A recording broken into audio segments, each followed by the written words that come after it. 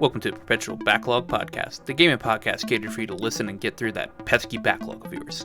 With hosts like Aqua, I have no idea what I'm doing, Dollet Duskwhite, Come for the games, stay for my friends trying to kill me with their horrible puns, and Leek Whipple.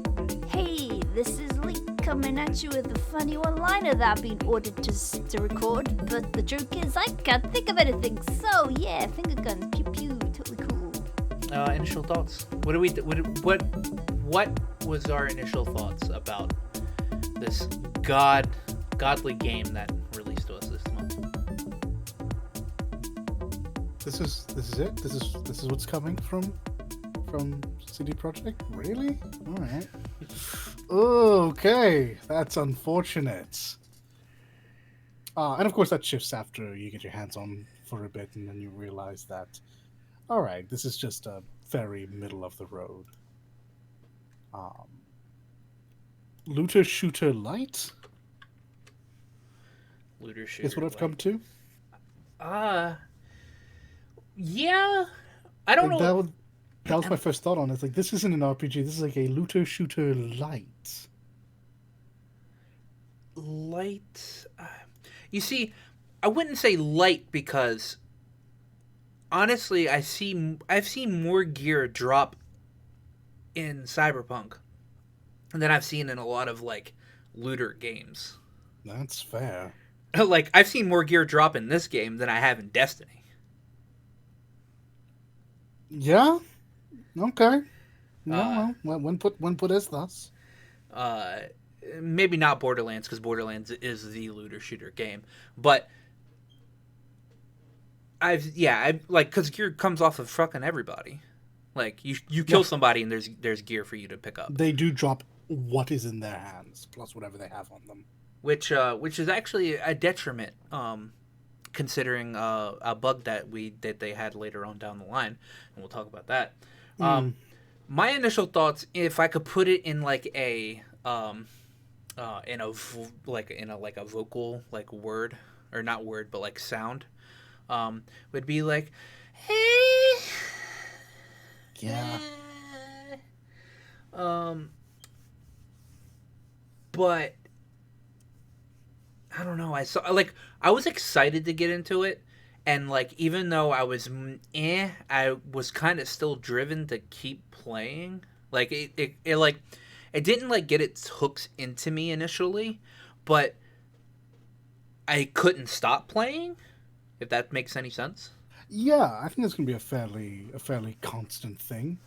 A lot of people, myself included, kind of rode that hype train for 2 to 5 years. So even being met with the initial game that we got, it was a case of, okay, maybe this. But I'm still going to keep playing it. Yeah, absolutely. Maybe it'll get better, and it does get better-ish. Yeah, no, it definitely does. It just kind of never reaches that promised peak that, I don't know if it was just never there, or if it was promised and it never came. But it never gets to that point. It just ends up being a game. Yeah, a game that is at times good and at times really not good. Yeah. So starting out, we're gonna go from story into like a gameplay and performance with bugs and everything, and then we'll give our general consensus of what we think of the game towards the end. Leek is here, and she'll chime in with questions she might have, or poke at Dollet because she watched Dollet play the game. About certain things, or just heckle. Heckle. Yeah. So starting out, you get to pick your character, you get to make your character, you get to pick how you want to start out, and this is actually probably the first big contention I had with this game, and I almost this was at the point where I almost was like, okay, I'm really disappointed at this point, because making your character did not have that many choices, and the choices that you had were also kind of shit.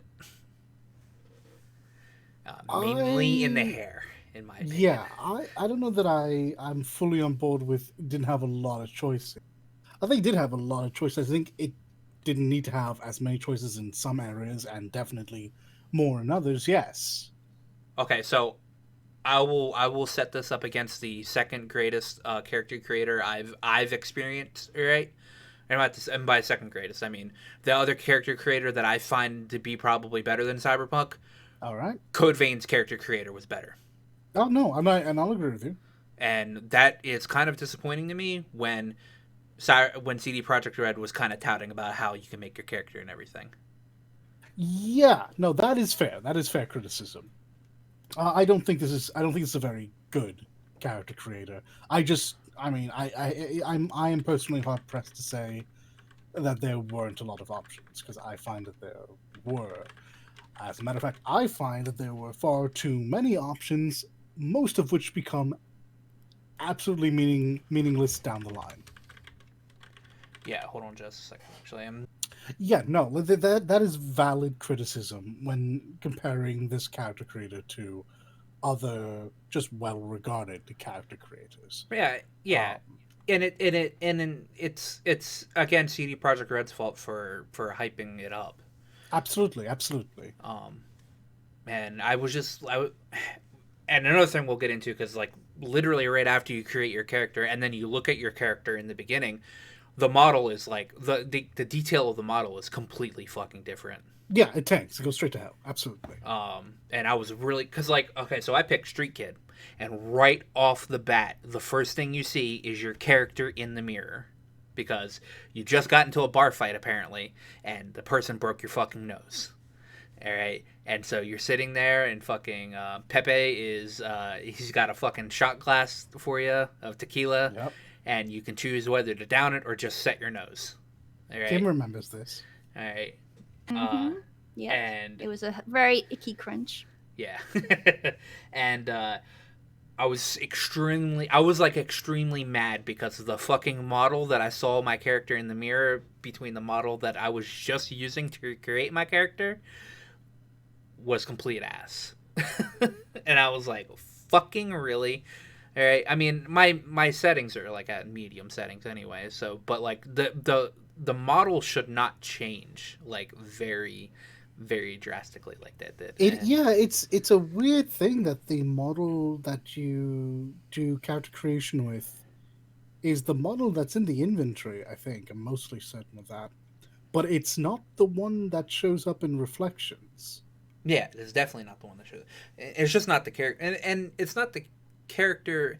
I mean, it's kind of the character in the like 3 cutscenes that you get in the game, which which is like just the beginning, or not even not just the beginning, but the ones you get at the end, because there's no I think other it's a bit. cutscenes. I think the male might be a bit more representative because I thought that's absolutely what I created, but the female ones are definitely not. That's super unfortunate. Yeah, and it feels really bad. And it's like, you know how games like these, it's always first impressions, all right? First impressions are what's probably going to carry you through this game, all right? Mm-hmm. Not a very good first impression, and I was really down about it. Because, and as I was like playing through the little prologue that you get with like at least my start, I was thinking, okay, this will get a little bit better considering mods will come in and you'll get so many fucking hairstyles in this game you won't even know what to deal with. But that just made me even more disappointed in CD Projekt Red, because then I get to thinking about how fucking sleazy corporations are probably going to be. And they probably thought halfway through creating this game, oh, we'll probably not make that good of a character creator because mods are like people that are just modding in the game are just going to come in and change it anyway. There's another thought to be had there, and it's that CDPR has a habit of tossing out free DLCs, but DLC, like quite a number of them. It might be that one of those hairstyles that you were looking for is going to start coming out in 2021 when they drop that first DLC. You already know the hairstyle I want. Yeah, absolutely. Fucking Pan Am's a ponytail, man. Pan Am's ponytail is so good. She's got a lot going on, and it's pretty great. Okay, well, like I said, I started out with Street Kid. The first thing you do is you set your nose.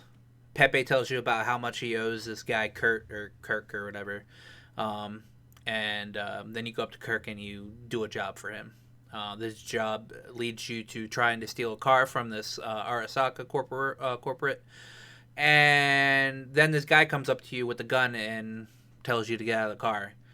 This guy being Jackie, who is trying to steal the car as well, and probably all your money, because that's what Jackie does. And then you both get pinched by the police, and Arasaka corporate tells the cops to kill you and dump you into the river. Thankfully, the police aren't really that corrupt in this game, all right, and they don't do that. And then you and Jackie become best friends, and the time skips to the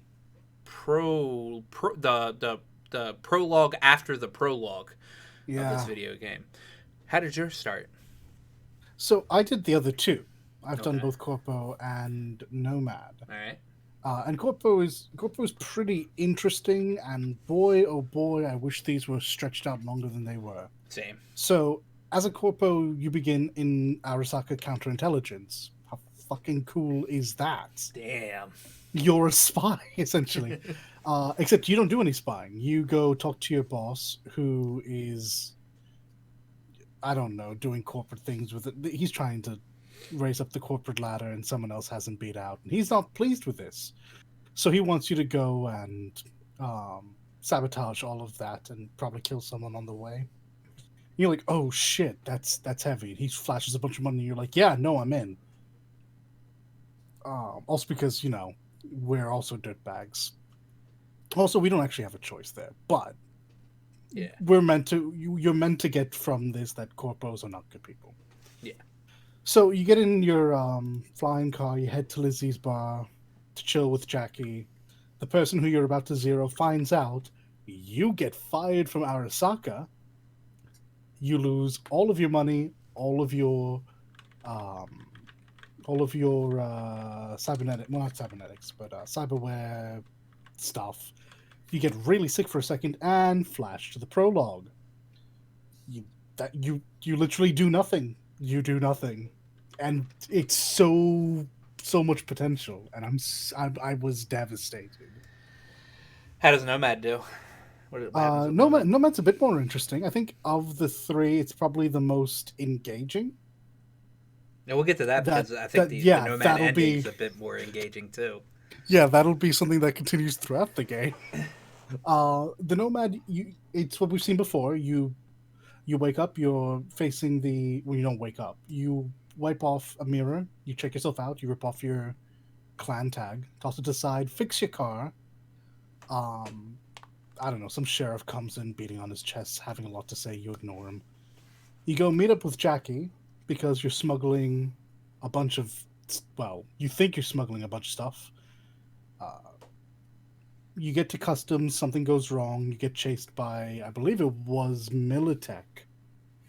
And this is a bit disappointing. The chase itself, in theory, is really good. The problem is, it's all scripted. Doesn't matter how many bullets you fire, cars will blow up at a certain time. Yeah. And that, when I found that out, oof, that hit me. Oh no. But it is an exciting cutscene. And after that, you're free into Night City with Jackie, and you're +1 because your gear you were smuggling was an iguana. Oh man, that's cool. It was genuinely kind of cool. Man, An iguana. Yeah, an iguana, little Galapagos iguana. Oh. Or so Jackie says, but what does he know about iguanas? So we'll get to this like later down the line because I feel like with what you told me about Corpo's kind of seems like a bit of the odd man out on this one. I would agree. Because when playing the Street Kid, even though I knew from after the point you meet Jackie and have that 6 month time skip, it's the same for everyone. I felt like being a Street Kid kind of felt like it was, I wouldn't say canon, but like felt like it fit. And what you're saying about Nomad kind of makes me feel like it would fit too. Yes, But yes. Corpo in the whole like Makes absolutely no sense. yeah, scheme of the whole thing makes no sense throughout this whole No, entire when they thing. find out, it's literally because you've been. This is what they try to do. As a corpo, you've been friends with Jackie since you were small.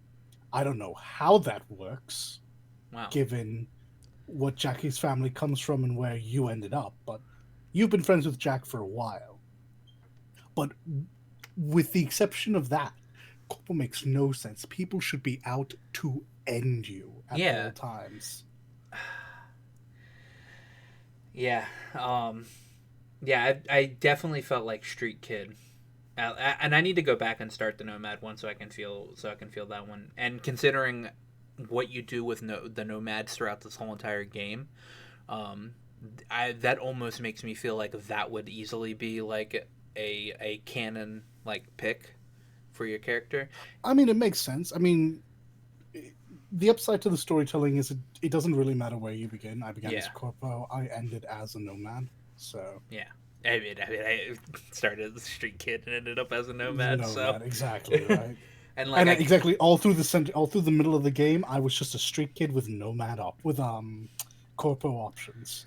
Yeah, but in this game, you do not ever at any point feel corporate. Yeah, I feel like your starting out options should have been more heavily should have changed how you played the game throughout the whole entire game, because it literally just feels like it feels like it doesn't matter what you pick in this game, that everything just converges into one, and then that's it. Like, you get some options like in dialogue, but in the end that actually doesn't feel like it doesn't matter either, because you don't really get anything. I'm trying to think of a time where your background influences the game in such a way that the other two backgrounds don't get a say. I've never seen. I think for Corpo there's one mission that lasts all of 2 minutes, and it's because it's a character you run into at the beginning of the corporate life path, and he also got kicked out and figured by killing you he'd show how into the company, and whatever, you just shoot him in the face. But yeah, there's no option that ever happens, I find, that is attached to your life path and not your stats that'll do a meaningful change. Yeah. I was saying that the whole 6 to 8 to 9 hours that you have before you even get to the title screen, before you even get to the actual main game, I feel like that should have been what the first 5 seconds of the video game is, where you're down this corpo lifestyle, or you're down this fucking street kid lifestyle, or you're down this nomad lifestyle. I feel like they should have extended that to at least all the way up to the point where it probably should have converged after the title screen. So I have a couple of thoughts on this. The first thought is they shouldn't have done lifestyles. Okay, because yeah. they just don't have any meaningful impact, and anything that they do have amounts to an extra couple lines of maybe background on a character, or just having them say no in a different way. Yeah. I think obviously they just wanted you to be a nomad or a street kid, so choose one, and have that Jackie section playable, and boom, end up in your fancy schmancy, well, maybe not fancy, end up in your apartment. Fancy to us. That's what exactly, right? Like, realistically, that's probably bare bones in the future, but I thought it was nice. Yeah. So anyway, yeah, you there's this weird time skip that happens. It's 6 months, and it just literally plays a fast forward video of you doing what the fuck ever with Jackie. All right. I'm so mad. I don't know if it's the same video each time. It is. Okay, it is the same video each time. But it's literally, it looks like it's just you partying with Jackie like 99.9% of the time. And if I'm not mistaken, I could have sworn I saw the scene of you being in the bathroom and seeing the whole Dex thing play in the background. All right, I could have sworn the whole scene that they showed in one of the trailers where you're about to be betrayed by Dex or whatever. I could have swore that was in the fast forward bit. No. I would need to go back and look at it, but obviously you can't tell like half of the stuff that's going on because it's going through it so fast that you're just getting all you can really see is you and Jackie, and it's primarily you guys drinking. Maybe it is different because Nomad and Corpo, you're working. I mean, okay, so yeah, it may be different because I'm a street kid and fucking street kids like me and Jackie being a street kid, and we're like mainly hanging out at the bar, and it's like partying, and I guess we're doing jobs like the street kid jobs. I don't know. Huh. I'd have to go back and look. So for the Corpo and the Nomad. Essentially, it smash cuts into you working with Jack, taking jobs apparently for Padre, who has to reintroduce himself later. I'll get to that. You move into the Wells house because obviously you don't have anything for yourself, and then you continue doing jobs. Jackie gets the two pistols he uses in that cutscene. Great cutscene. Wish it was an actual scene and that we got to be there for, and not just 2 seconds on screen, whatever. Yeah. Jackie chases someone down. We get into an altercation with 6th Street, I believe it was. And then we leave the Wells house to our apartment. Oh, I'll have to relook at it. Because I could have sworn there was a couple of times where we were just fucking drinking. I wouldn't be surprised. Because your characters are fucking alcoholics, man. Are they though? They have no tolerance. One drink and everything is spinning. Oh yeah, true. It is, and that's another thing that annoyed me. Right, you could drink so much that it doesn't even affect you gameplay wise, but like when you're in the cutscene, it's just fucking. Mm-hmm. So that was a bit annoying. But that section that we just talked about, that's a major sticking point. Yeah, it's and annoying. not just. Yeah, but not even just for us. Like, for the wider audience, a big vocal part of the audience is stunned that is not playable, and I'm among them. It genuinely. It takes out a lot of character development between you and Jackie, considering what happens to Jackie. All right. Yeah. No, it's stunning. That could build up strong relations between you, Jack, Vic, Misty, and Mama Wells. And to be fair. For most of them, for about all of them, you still get some sense of closeness, but like that stretch would have been very interesting. Yeah. But it just doesn't exist. But it's just not there. I mean, there are people who think they got scrapped for the obvious change in story between 2018 and 2020, which probably did. That's entirely possible. I can't be sure, but it does feel that way. And it's going to be DLC, man. If it's true, I hope not. I would hate to go backwards in the story. Yeah, true.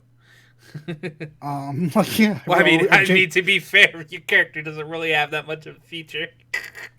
Holy crap! I genuinely want them to forget this title, and I want Cyberpunk, the next Cyberpunk game, which I do want them to make, to just start it. Yeah. But yeah, no, that 6 month, the 6 month segment that is unplayable but kind of character defining in that no matter how you started in the 6 months, you've become a street kid. Yeah. You are to the Coyote Cojo. You have a little makeshift family with the Wells, Victor Vector and Misty, and you've gotten a couple of jobs. You obviously met Wakako and Padre, so Yeah. like that's important. Yeah, that is very important. It's a lot of character development that just missing. And we just completely skip over it. So yeah, so pretty much after the whole time skip, you wake up in your apartment, which honestly looks like a really nice apartment. God, it does. But in the whole scheme of things, it's actually a really shitty apartment. Not as shitty as it could be, because holy shit, do we venture into some dives in this game. Yeah, we do. It's very kind of high tech. You got this like nice little lounge room with this TV and everything, and this kitchen, cool place or whatever. Anyway, you wake up, you get contacted by Jackie. Jackie's got a job for us, and this is the job the job to end all jobs, the jobs that makes us go into the big leagues. All right. We're apparently going to get hired by, is his name Dex Deshawn or something like that? It's Dexter Deshawn. Yeah, Dexter Deshawn. He's one of the big fixers of the area that we live in, and it's we're gonna hit the big leagues. So we go around, we meet Dexter. He wants us to steal this chip from an Arasaka Corp. But we have to do a couple things first. We have to gather a few people. We have to get a hold of is it Evelyn Parker? Yeah, Evelyn Parker is actually It's the client. Evelyn's actually the client. Yeah.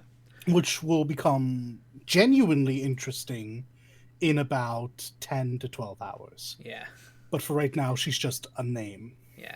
She's the client. We have to meet her. We also have to steal a mech from these tech.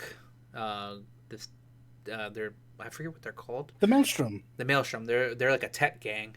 They're like fully cyborg, pretty much gang. Yep, more chrome than meat if they have their way of it.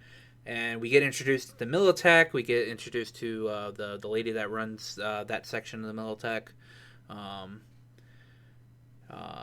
There's a lot of world building in this like first 9 hours of the game. There is actually, and this is probably one of the most polished sections that's V-centric. Yeah. And boy, oh boy, I really felt that.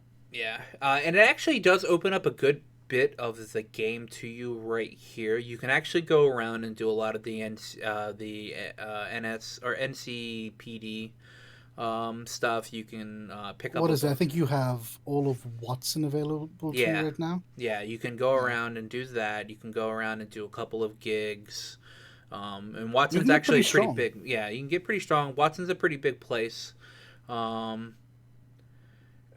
it just goes around. You meet Evelyn. Evelyn's she works at she's brain dance club. Yeah.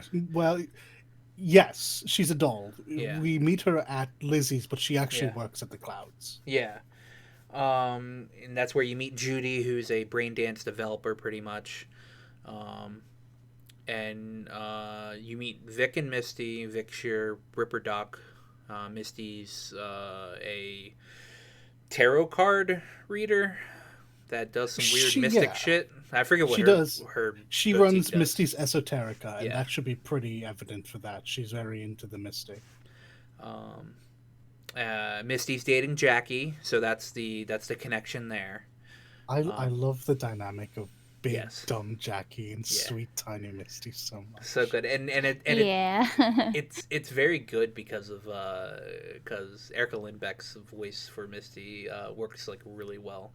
She's so strong on the two characters I noticed her on. My goodness. Yeah. On Misty and on Spider. Yeah. So Dexter Deshawn, he's got a heist for you, brought up by Evelyn, who she first makes you go into a brain dance to test out, and this is about to be another contention point of this game, where you go into these things called brain dances, all right, which are primarily supposed to be used for people getting their rocks off and just watching virtual sex. But but we're using it in a kind of detective sort of way where we can swap between audio and visual and and heat sync stuff to Yeah. search for clues that people have recorded throughout this time. And while it's good in that sense, there's a lot of brain dances in the video game that you can buy that are just fucking there. And they're not stuff that you can break down. You can just buy them, and they're in your inventory. Yeah, I have no idea if that was just a bit of side content that was initially planned and then had to be scrapped or what. Because we do 3 or 4 brain dances. We have access to buying quite a number of them. Yeah, and you have no way of looking at them. I mean, I wonder if they're they had that in the game and they were like, well, maybe this maybe we shouldn't do this because then it's just going to become a porn game. Because that's primarily what all brain dances are. It's just porn. It's either porn or something else illicit snuff, which is probably not great. I don't know if you run into this brain dance because there was another one. I did a lot of meditation.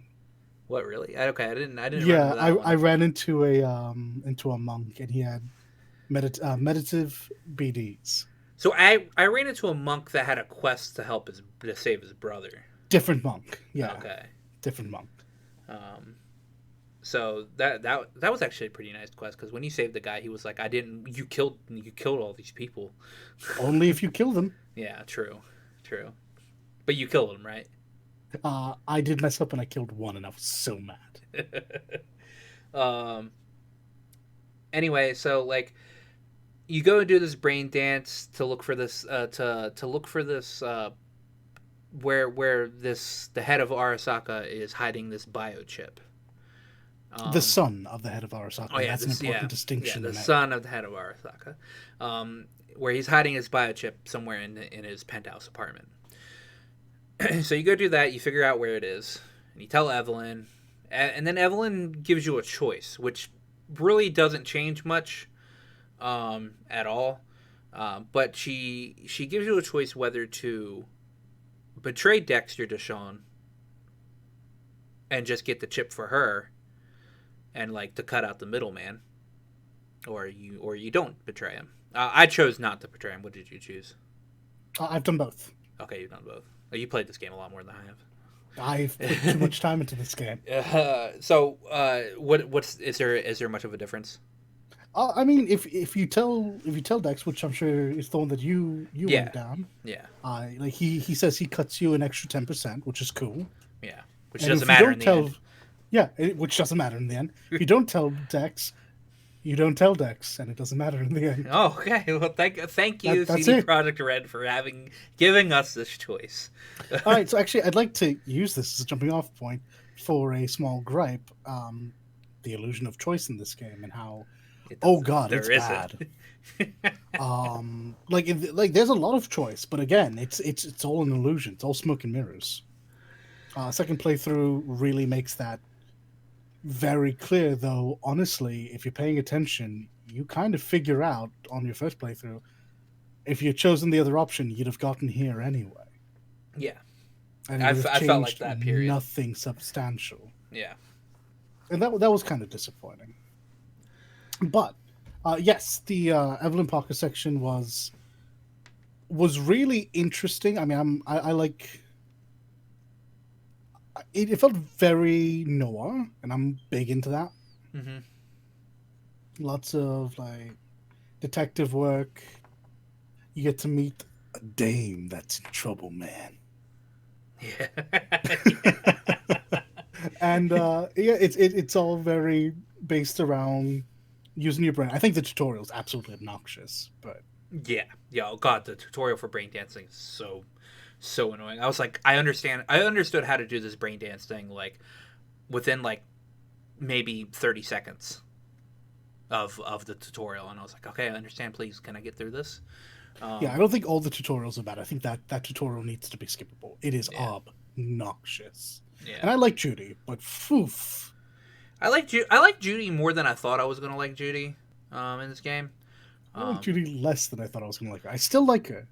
I liked it less than I thought I would. The only and honestly the only reason that I liked her a little bit more than I thought I was pretty much because I had no other choice but to go for her. Considering when you pick a female, you honestly you kind of have a lot more choices as a male than you do a female. But like, no, you have the same amount of choices. You have the same amount of choices, but you have a better choice as a male.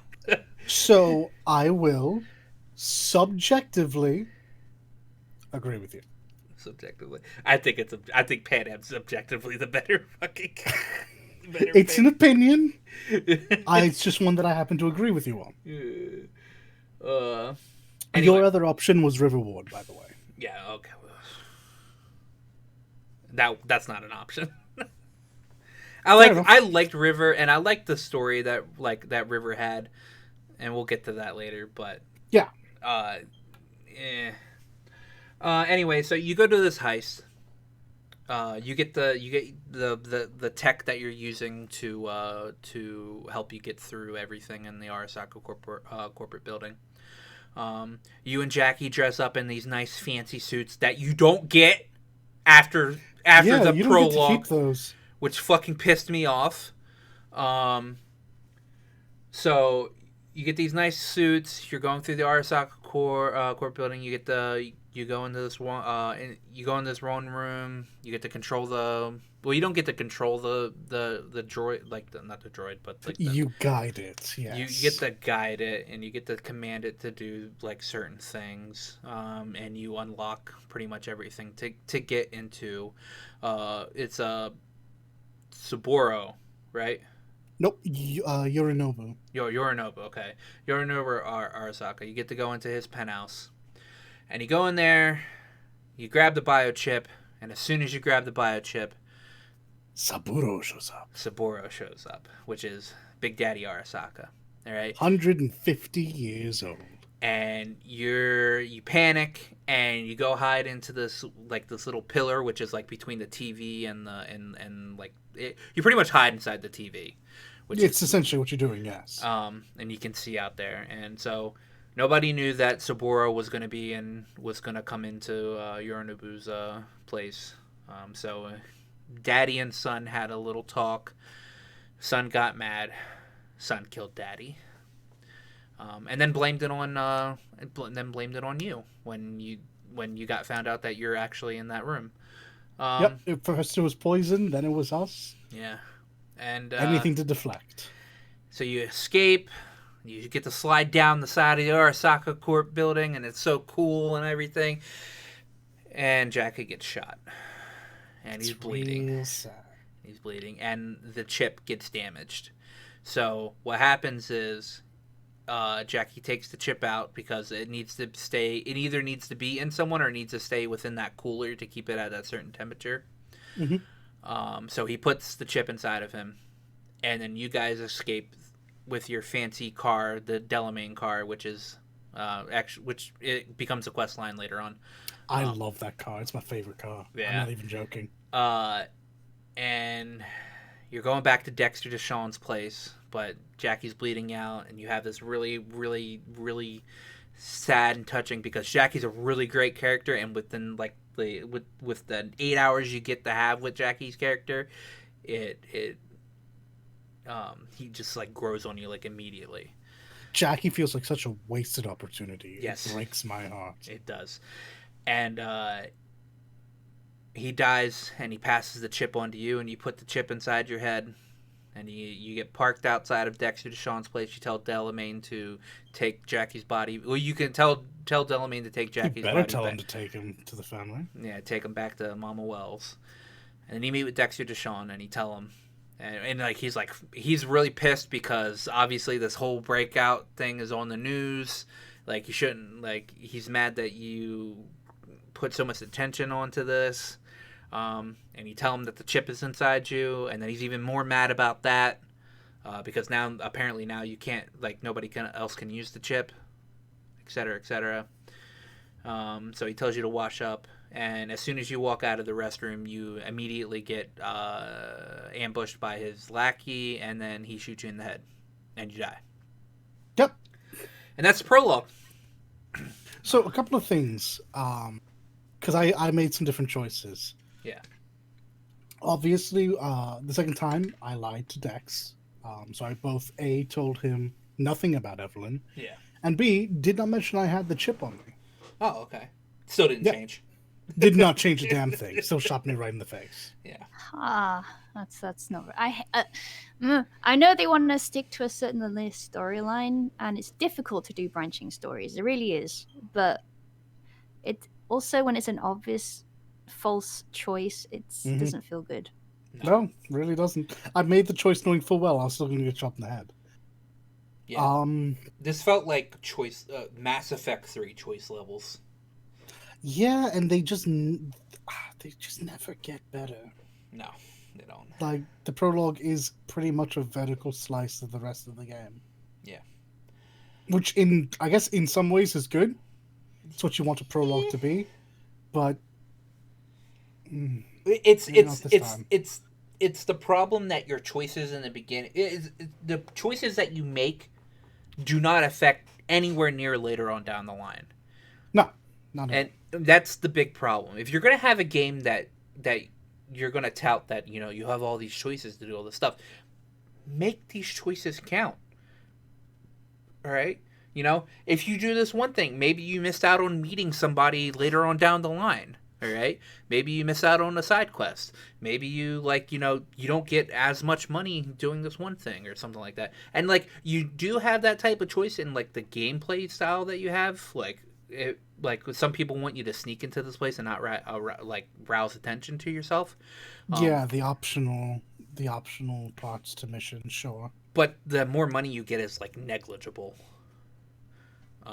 So it's very annoying that while playing this game, I made a choice knowingly that it wasn't going to make any difference. That that it wasn't going to split me off into something else. Before we continue down this path of negativity, though, there is something I'd like to bring up that is made immediately apparent from the beginning of the game. And that is, Night City looks great. Oh, it does. It looks phenomenal. Before we get too far ahead, let's actually genuinely talk about this. The tall mega towers, the pillars of advertisements in the skyline. It's great. It's wonderful. It's not... I think some people probably did want it to be dark and dingy the whole time, and that's understandable given the genre. But this was a really vibrant future city, and I thought that was really, really cool. I'll give it to this. I'll give it to CD Projekt Red on this one. This is why I said I felt like they took a good couple of years just fleshing out the city. This city is extremely immersive. Nothing feels copy pasted. When I go around a corner, it looks it feels like I'm going around this certain corner. It's not like when I play fucking Grand Theft Auto or whatever, where half of the city pretty much looks the same. Sure. All right. Every street corner is different. Every part of the city is different. You even have a vast desert near the bottom or whatever, where all the nomads are at. All right. Mm-hmm. It's very immersive. Nothing is the same. You obviously have this nice. There's this nice ritzy mountaintop where all these really cool mansions are at, and then you get lower into the city and you start seeing stuff getting more dingy or whatever, and then you get to another part of the section where it literally looks like you'll probably get murdered if you walk into this one apartment building. Or somebody's selling some type of crack on the side of the street. It's very immersive. It just sucks that that they don't utilize it properly. It's set dressing, and as set dressing, it's beautiful. It's one of the best maps I've seen in terms of let's just sit here and look at it. Yes. It's a shame there's nothing inside it. I will tell you that probably about 40% of my playthrough of this game is literally me just driving around. See, that's interesting, because I took the opposite approach. I didn't drive anywhere that I didn't have to. I ran, I double jumped, and I fast traveled. I think it's mainly because I barely touched fast traveling. I barely touched fast traveling. You missed nothing. I used fast traveling like maybe 5 or 6 times towards the end of the game because I was just trying to like get to certain places like as fast as I could. Sure.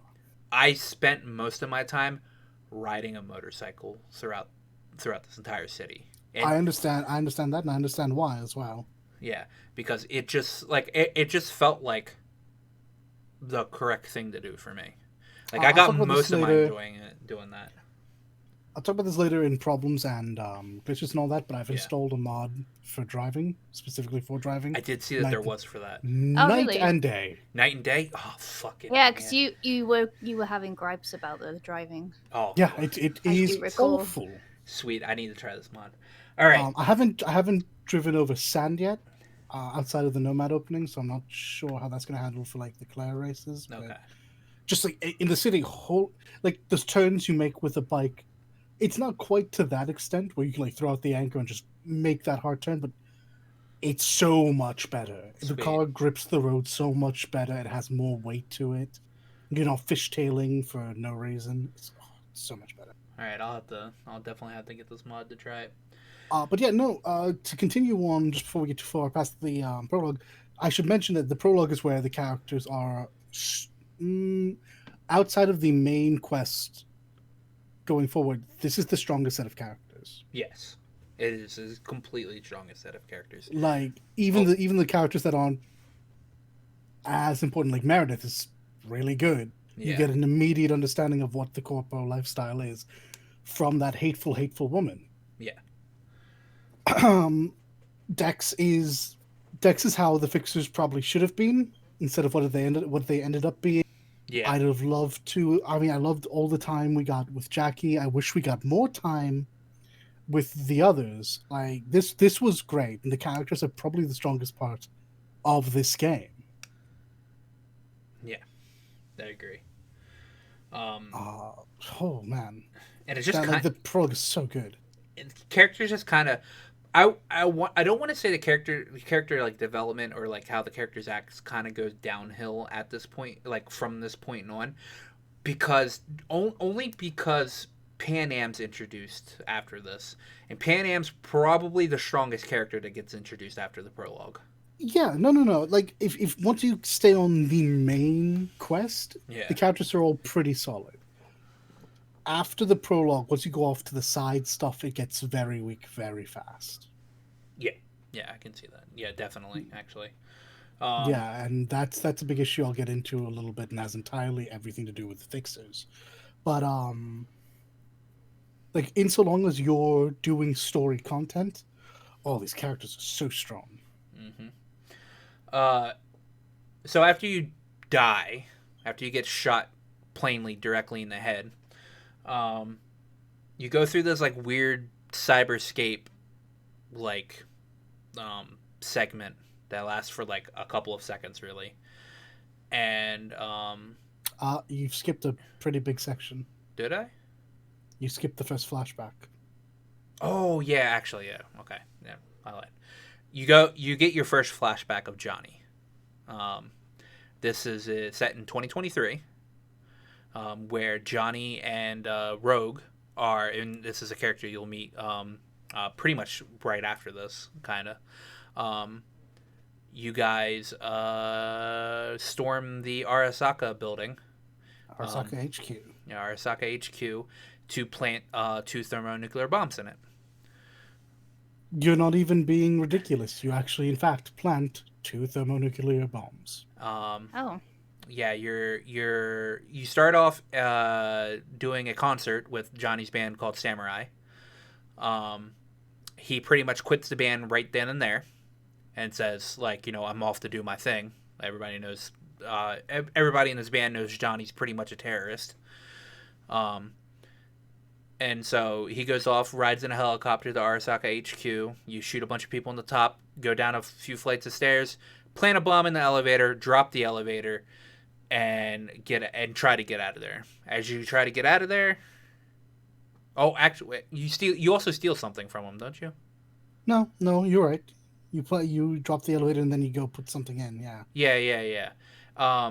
His manifesto. Yeah, his manifesto. And then you go to leave, and you get shot off the helicopter or get grabbed down, and then who stops you is Adam Smasher, who will be a disappointing, contentious part of this game later on. Yeah, he's a recurring character, but he's not as strongly Barely. used as I think we would have liked. And actually, the first time you meet Adam Smasher is during the brain dance of Yorinobu's of the brain dance of Yorinobu's building, and then you see him again when you're hiding in the pillar. But Adam Smasher pretty much rips Johnny down, shoots him, but he's not dead then. He gets captured by Yorinobu. No, is it Soboro? Yeah, he gets It's captured. Saburo this time. Yeah, he has his Saburo. Arasaka cronies bring him in. And he implants Soul Killer into him and kills him and puts his consciousness onto an engram, and it is now on that biochip that you implanted in your head. Can we talk about how good, I mean, at least to me, the combat felt in the Johnny segment? Dude, when I got Johnny's handgun later on down the line, all right, I was so fucking happy because his quick melee with the pistol is so fucking cool. Like, oh, he just slaps the back of the good. fucking gun and it just sprays into like a conal fucking fire, and it's so fucking great. Johnny feels so good when he plays him. Yeah. Too bad you only get to play as him like Johnny twice. be good. Johnny be something. Good. Yeah, Johnny be terrorist. So Johnny, so Keanu Reeves' acting is Keanu Reeves. He literally acts like, I would probably say, John Wick, if John Wick was a terrorist. Just think of how Keanu Reeves acts as John Wick, but just actually, like, instead of like no, actually, imagine if Arasaka killed John Wick's dog. That's how he acts towards Arasaka. That's his motivation. That's literally his motivation. We told him in the studio, all right, Keanu, this is your motivation. Do you remember that movie you did where they did a bad to your dog? Yeah. Yeah. Well, these guys killed your girlfriend. Same energy. Yeah, and that's honestly pretty much what it comes down the line, is that they killed his girlfriend, so now he really hates Arasaka. Johnny's he's a weird cat though. I guess we'll probably talk about him more when we re-meet him in a couple of minutes, but Keanu was probably the wrong call for this, honestly. Yeah. I feel like his acting was a bit deadpanned through half of it. This is the fear that voice actors have constantly. They have trained themselves in a very specific way of acting that is non-transferable to actors. To most. Yeah. There are some that sit down and take the time, and Keanu literally played it as if he was playing it on screen, which makes sense because he also did the mocap. Yeah. But the problem is there's this huge difference where you hear what Johnny says, and it just sounds so jank next to V, next to Misty, next to Vic, next to whomever else. Everyone else sounds stronger. He stands out so hard, and unfortunately in this instance, it's in a pretty negative way. Yeah. So you do that, you get through Arasaka fucking killing him pretty much. And then you go into the cyberspace realm. And you're like really confused as to what the fuck is going on. And then you like wake up in the trash heap, where you should have had the scene of Keanu or Johnny Silverhand come up to you and go, "Wake the fuck up, samurai. We've got work to do," or whatever. But that doesn't ever happen in this game. It's nowhere in this game. It's fucking disappointing. Why put that in a trailer if that's not gonna happen in the game? Like, come on. It was such hype material, and at no point I don't think Johnny even ever says those words. No, he doesn't. He says samurai. He never says wake the fuck up. Like, uh, oh, and it's so disappointing. But what you do wake up to is it Dex pulling you out, or is it Takamura pulling you out? it's you pulling you out. Oh well, yeah, You it's you you crawl crawling. out, Yeah, and then Dex and Takamura show up because yeah, obviously Takamura's good at his job and has tracked the issue back to Deshaun, yeah. who he has dragged out to say, "I want to see who supposedly killed my Killed. master." Yeah, And yeah, we get dragged out by Dex. and then Dex is like, complaining or whatever, and then Takamura just fucking shoots him. Oh, Um, he's cold blooded about it too. and it's so good to see Dex get shot on screen. It feels really bad that you don't get to do it yourself. I did have this mixed feelings. Yes, Like, oh I yeah, wanted that kill, Goro. What the fuck? yeah. And then Goro puts you in his car, and you get the fuck out of there. And then you It's wake up. actually important Oh wait, to realize what actually happened because it happens quick enough that you might have missed it. what? When Takamura first shows up, he's still under the employment of Arasaka. He's Oh not running yeah. away. He is there to grab you, kill Dex, and drag your ass back. Mm, You pass out. When you wake back up, you are running away from Arasaka. yeah. So we don't know exactly what happened, but it can be assumed that he took you back. Yorinobu freaked out because I'm sure Takamura said, "I have him and he is alive." Yeah. And to which Yorinobu probably said, "No, fuck that. Go kill them both." And you suddenly have a bunch of Arasaka ninjas on you. Well, ninjas. They're agents with mantis blades. Yeah. Same ones we saw from the trailer. But it is important to realize that's happened while you were asleep. Another kind of interesting story moment that I'd like to have been conscious and seen. Yeah. It's either that or he doesn't actually take you there, and on the way back, Yorinobu has like assassins go after It's entirely possible. that. But either way, I'd love to know for sure. yeah, either way, you love to know for sure. And so you wake up, and like wake up is like not even like quote unquote, because you're like Oh yeah. half dead. And he hands you a pistol, and he goes, "I need your help right now." And so you shoot these like superhuman cyborg Arasaka ninjas with mantis blades coming after you, which take forever to fucking kill. And you get out of there alive ish. And I'm actually like a bit hazy of what happens like right after this, because all I remember. It makes sense because it's really choppy storytelling. And unlike some of the other ones, this kind of makes sense. So your character has died technically already, and you get brought back by the chip, and you're now in and out of consciousness for the next month. Oh yeah, he puts you in. You get taken to Vic. We go to Vic, but we're literally like in and out of Yeah, consciousness yeah. for. Apparently, I should think it's just a couple of days at first, and then we have a massive skip of a couple of weeks, according to some of the texts you get on your phone. Yeah. And that's when you learn that you died, but the chip that you put in that you got out of the Yorinobu's mansion, pretty much, is that there's an engram loaded on it of Johnny Silverhand's conscious, and when you died, that chip started to take over. And you're now on a proverbial time clock of that chip killing you and Johnny taking over in general.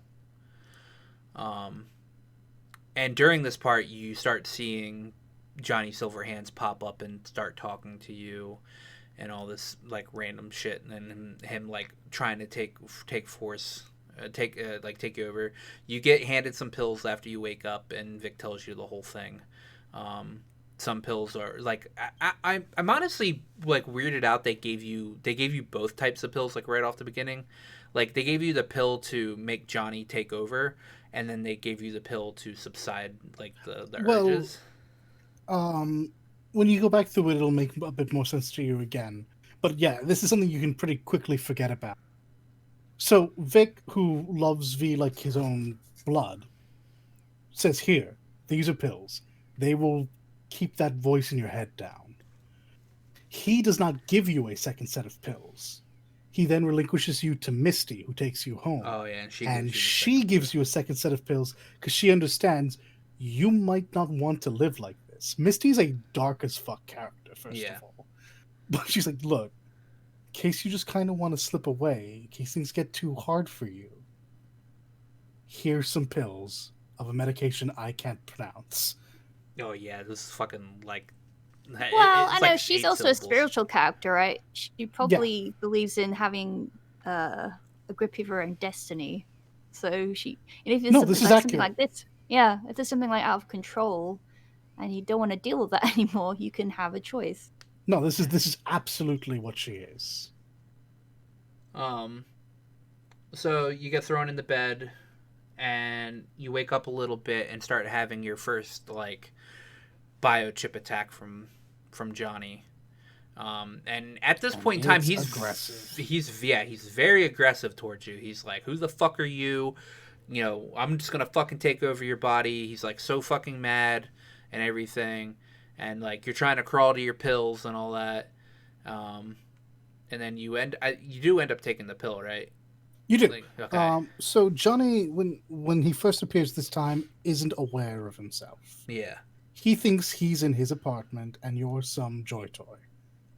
yeah, And then then I guess all the information kind of flows in, and he gets schizo real quick, and he's like, "Holy shit!" and flows between the Johnny of 2023 and this Johnny of okay, I'm going to take over, and I'll kill you if I have to. Yeah, And while he's in between this weird place, you do manage to crawl over to your pills and block him for a bit. hmm and then you wake up and he's there and he just sits down and talks to you and he's like, "All right, so if we're gonna do this, uh, then we're gonna need to do this like as correctly as we can." Um, Wait, whoa, what? he talks to you like right when you wake back up, doesn't he? He might. I missed this though. The next time I speak to him is in the bar. Which bar? The diner, not the bar. I'm sorry. Diner. After Takamura contacts you. I'm pretty sure he says a few things when you wake back up after swallowing the pill, but I could be Oh, I'm. mistaking. I think he fully sits down and has a conversation with you after you meet Takamura at the diner, though. Yeah, that's what he says. I've Yeah. decided not to kill you. Yeah. And then at that point is when the game opens up. So you sit down, you have this conversation with Takamura because he contacts you, and he wants to. He doesn't. He believes that Yorinobu killed Saburo, and he wants to get all the proof he can so he can confront. So he can confront the sister, to confront the brother. Yeah, this is a pretty good time to like fully go over Takamura because he's one of the more interesting characters. Yeah. He's the guard for. Well, previously. Yeah, he was the previous guard for Yorinobu. So Or for Saburo. Saburo, Saburo. Yeah. Yorinobu, it should be mentioned, has It's Adam Adam Smasher Smasher, as his yeah. personal Yeah. guard. And so he was, I guess, summarily cast out because he didn't help, or like he didn't actually do his job correctly, and Saburo got killed. That's the reason on paper. Yeah. In reality, it's because he knows too much. Yeah. So you're like Takamura like questioned right off the bat, "Are you sure it was poison to Yorinobu?" Like right then and there. Because he didn't believe it whatsoever. So I think that questioning automatically made Yorinobu go, "Okay, well we got to get rid of this fucker," and so Absolutely. that's why he's siding with you to get as much information as you can to confront Yorinobu in the end. Well said. Goro understands the situation. Yeah. He perhaps didn't at first, but after having an attempt on his life as well, he put two and two together. Yeah. So you meet him in the So, diner, and he yeah. gives you a few options to help your situation out, to also help his situation out. Those few things are you should meet up with does he the one is he the one that sets you up with Rogue? Or No, okay. So this is the weird situation where you get two people telling you to do three things. yeah. Takamura has people he wants to introduce you to. Yeah. That is plot relevant, but it's nothing that you are going to do. This is the reason why he is not going to be on screen for a little while. What he points out and kind of lets the character, not the player, mind you, the character come to is that you need to find Anders Hellman, the guy who made the chip that's in your head slowly killing you, and you need to find out where Evelyn Parker is. Yeah. Because she has dropped off the face of the earth. Yeah. When he leaves, a third option comes up, and this is the one that you remember. Johnny wants to go talk to Rogue. Yeah. Which Rogue summarily helps you with Pan Am, which is Yes. what helps you with Hellman. So you have the choice of trying to find Judy to talk to get to Evelyn Parker, or you have the choice of going to Rogue, which sets off which is the actually like the main story. Because while the Evelyn Parker story is tangentially towards the main story, I don't think you actually have to do it. You do. Evelyn Parker's is immensely important at the very end. Yeah. You need her in order to trigger the Pacifica quest. Oh yeah. Which introduces you to the Voodoo Boys, which introduces you to Alt. It takes a bit to get going, whereas I suppose the Rogue one also takes a bit, but it is much faster to get from Rogue to Pan Am to Anders. Yeah, that seems like a more straight shot than the Judy to Evelyn Parker to Voodoo Boys to that quest line. So I guess we'll talk about the best quest line, the Nomad quest line. I agree. It's not even a fucking question. Where you go to Rogue to talk. You go to talk to Rogue, who's the head of the Afterlife bar, and she's like the biggest fixer in all of Night City, pretty much. You go talk to her, and you tell she. Do you tell her about the whole Johnny? Because I think you have a choice to tell her about Johnny being in your head or not, don't you? At that point in time. Johnny kind of helps you navigate talking to her. Yeah, talking to her, and she I think she might mention offhand she hasn't seen that kind of swagger since Silverhand. Yeah. But the actual understanding comes later. Yeah. You ask her about I guess trying to figure out where Anders Hellman is at, and she knows. He's being I guess transported by the Kung Tao yeah, he's fled Arasaka and he's going off to run away with Kang Tao. Yeah. And the only way that she knows to probably stop that is to pair up with this Nomad Pan Am that she has to continue with, like, because like Pan Am had lost some stuff for her, and so she needs you to help Pan Am out so Pan Am can help you out. I'm going to posit that Rogue is full of shit, and I like her character, but I think she was using you, and it just happened to work out in your favor. Yeah. She very clearly understood that Anders was out of your reach, mm-hmm. and there was nothing you could do about it. But you seem pretty dead set on getting to this guy for whatever reason. All right, might as well kill two birds with one stone. So she sets you up with Pan Am, who's already an outcast in two different lives. Yeah. She's the Nomad and an outcast of Nomad. Yeah, she's been temporarily kicked out of her family, the clan, and she does not belong in Night City. No. So you meet up with her, and she takes you on a merry adventure that has nothing to do with Anders Hellman at first. No, no. Um, She has to get but back it does some get stuff. exactly gets back all the things that Rogue wanted, Yeah. And Pan Am's car. and of course her own vehicle. Yes. Yeah. So you go and help her out, and then don't you help? And then you help her out with one more thing, right? You get revenge on them, and you just go and fucking attack their what is it the what are they fucking called? The Raff and Shiv. Yeah, the Raff and Shiv. You just go and attack them before you even do anything with about Anders Hellman. Yeah, you score back her car, and she is livid. Yeah. So she sets up two traps. One of them doesn't really work the way she wants. So she goes and enlists the help of her friends, who do not give her help, but they give her weaponry. And you go and you absolutely ruin these Reapers, these crazy Outlanders. Yeah. And then she becomes much more willing to help you. Yeah. She's like, oh well, you helped me twice, so I guess I can help you.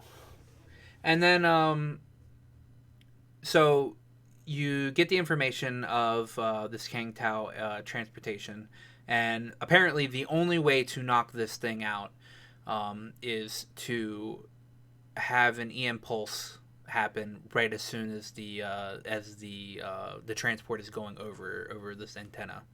But before that, you go and meet some of her clan to hopefully help you in this situation. But they don't do that because she's outcasted from this family.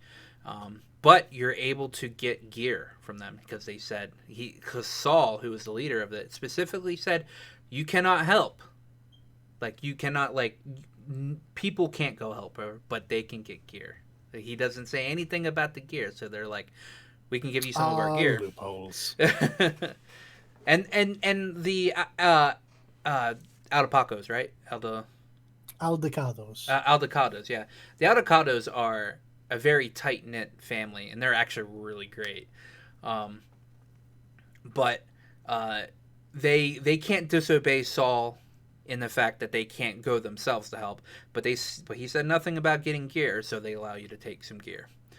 So you go and do this operation. You go there. You set up this antenna to do or this satellite dish pretty much. I can't believe this works. To set up an EMP pulse to knock down the ship. All right. Now, hold on. To put it in more cyberpunky terms, because it is actually very theoretically interesting, you hack Yeah. 3 satellites, I guess. They really are just satellites. You hack 3 panels within this one satellite dish. No. There's it's a chain reaction. There's Okay, a couple yeah. of them that go down. And you hack it literally to shoot an electromagnetic pulse at this tiny little carrier, Yeah. and they all hit. It's a thing of wonder. And it works. And it works. It takes you a couple seconds to press the button because you're pressing the button and it's not not going off or whatever, but it works. The ship goes down, and unfortunately, that also destroys some of the communications going around, and you hear that two of Pan Am's family friends or whatever are going after this to, I guess, help whatever the people that went down, because they're nice people actually. Little did they know that this was a Kang Tao transportation, and that there were a bunch of bots guarding this thing, and one of her friends, Scorpion, dies in the process. But you go and save Mitch, who ends up being a really good friend later on. And the guy that was on the airship, the Anders Hellman, escaped for only just a little bit through more transport. But you do go there, and this is where you get the first your first taste of you get to hack into a drone and or not hack into a drone, but jack into a drone, and you actually get to move the drone around and do some reconnaissance. Mm-hmm. It did some quotes on that because honestly, so how I played the game was I just ran in and I shot things. I didn't try to do much sneaking. because this is not how I play video games. So you do that. Pan Am's really sad because Scorpion died, and that's like one of her like close like family and friend. And so you take one of the. I think there's a bike there you can take to chase after the Kang Tao transport, and you finally catch up and capture Anders Hellman, who made the chip that Johnny's engram's on, and you interrogate him for a little bit, and you summarily get almost nothing out of him. He cannot help you at this point in time because he does not have the technology to help you. And he does give you a bit of information. I think it's does he mention Makoshi at this time? That you have to like plug into Makoshi to actually really figure out what's going on. Yeah, he explains how out of our depth we are. Yeah. And you call Takamura and he comes and interrogates him, but you don't actually get to listen in on that interrogation. Yeah, what a shame. All that juicy information we could have had, but no. Yeah. Very well. And then after that, you get to talk to Pan Am, and she thanks you about helping her out, and then and you obviously say you're sorry because Scorpion died in that whole transaction. And then you get to go on to do other things. Which literally about 10 minutes after I stopped, after like I did that quest, Pan Am immediately called me and said, "Hey, can you help me with this one thing?" After that, it's just been like at that point when she called, I immediately stopped what I was doing and fucking jetted all my ass all the way to the Nomad settlement because I'm not even mad at you for it. Her quest line is so well thought out at all points. It has more attention put into it than all but 3 or 4 other parts of the game. Yeah, I'm not gonna dive too much into like the actual quest line. In the end, like doing this entire quest line, it helps you out in the end because it gives you an extra ending, but. You help her out with a couple of jobs that she does to help her nomad group out, which ends up getting you getting them a basilisk like fucking tank, which you get the pilot for a little bit with her, and in the end you get not invited, but you pretty much become part of that the Atacapos. They give you a jacket and everything, which is really cool. I actually really like that jacket. And that actually gives you an ending that you can pick at the end or towards the end of the game, which is very important. So it's very important to do all of Pan Am's storyline. Correct. And if you're a female, I feel bad because you do not get to pick her as a romance option, which fucking sucks. So this is my question because I was wondering this: do you have to have a romance option? Can you just be platonic with everyone? Oh yes, yeah, you can just be platonic. That's good. That's good. Yeah, because I don't like shoehorned. Like you have to have this for specific endings. No, you can pick the I just want to be friends option with everybody. Yeah. Okay. In order to get the ending, you do have to do the quest line, the romance quest line, but you at no point have to actually romance. Yeah. Okay. Yeah, because whenever I hear anybody talk about that aspect, it's like no one mentions that you don't have to. It's like, who did you pick? Who did you pick? Like it's a given. Yeah, it's part of the Pan Am Saul quest line. That you get, and which I think is the choice that you end up like actually romancing her or whatever. You're doing like a little role play on the couch, and now wait, is it tabletop role play? Because I'm into that, but like shows this role play with the eyebrows. It's like it's more wiggly eyebrows than not. Yeah, it's more wiggly eyebrows than that. You're sitting on the couch, right? It's during a big sandstorm, and like she puts her feet up on you and all that, and okay. and she's like, you jokingly said, well, are you enjoying the stay at this nice luxurious 5-star hotel, etc. and like later on, like a little bit, like a couple options down the line, you can choose whether to like grab her thigh, like move your hand up her thigh, and Mm-hmm. like insinuate that you want to do more. But if you're a female, she rejects you. Okay. It All should right. be Well, this is. noted that at this point, I also did not make that decision, and I did romance her. Okay. Ah. Okay. Okay. Yeah, I there's this. I think last time we were talking about this moment, you were confused that you could do this, go that far with the lady. But then I Yeah. also wanted to point out, like, women are more comfortable being closer next to each other. I don't know if it's like it's a social thing that we just grow up with, environmental, whatever, Mm-hmm. cultural, whatever. But yeah, no, like scooting up to other persons and just like leaning their head or whatever, or even putting their legs across someone's lap, that's normal. That's not And what it's he's not talking like about. it's no, we did last time.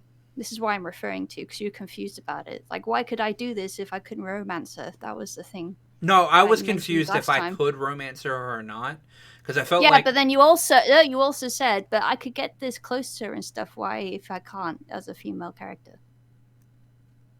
But this is like, for me, it wasn't weird. That's what I'm pointing out. And that is fair. In reality, this is just lazy storytelling, but you're absolutely correct. I mean, this is stuff that I've seen my lady friends just throw out there to much to the chagrin of all their boyfriends. yeah. Yeah, I firmly was just like really confused. I was confused because um because I didn't realize that she was just a hetero choice for males. Yeah. And I was like, Well, I suppose another thing was they did want to go, hey, by the way, I'm straight. Wink. That would be really weird if they just put it out there. And it's more natural to find out this way, I suppose. yeah. But yeah. But either honestly, to be fair, later on down the line, it still felt like I chose Pan Am as like a romance option anyway, because Yeah. just because Yeah. of how the Nomad thing ended anyway. I So, see. um, Alas, unrequited. yeah, I know, right? I have to replay it as a guy so I can do that. Oh, you will find no difference, I assure you. Yeah, I know.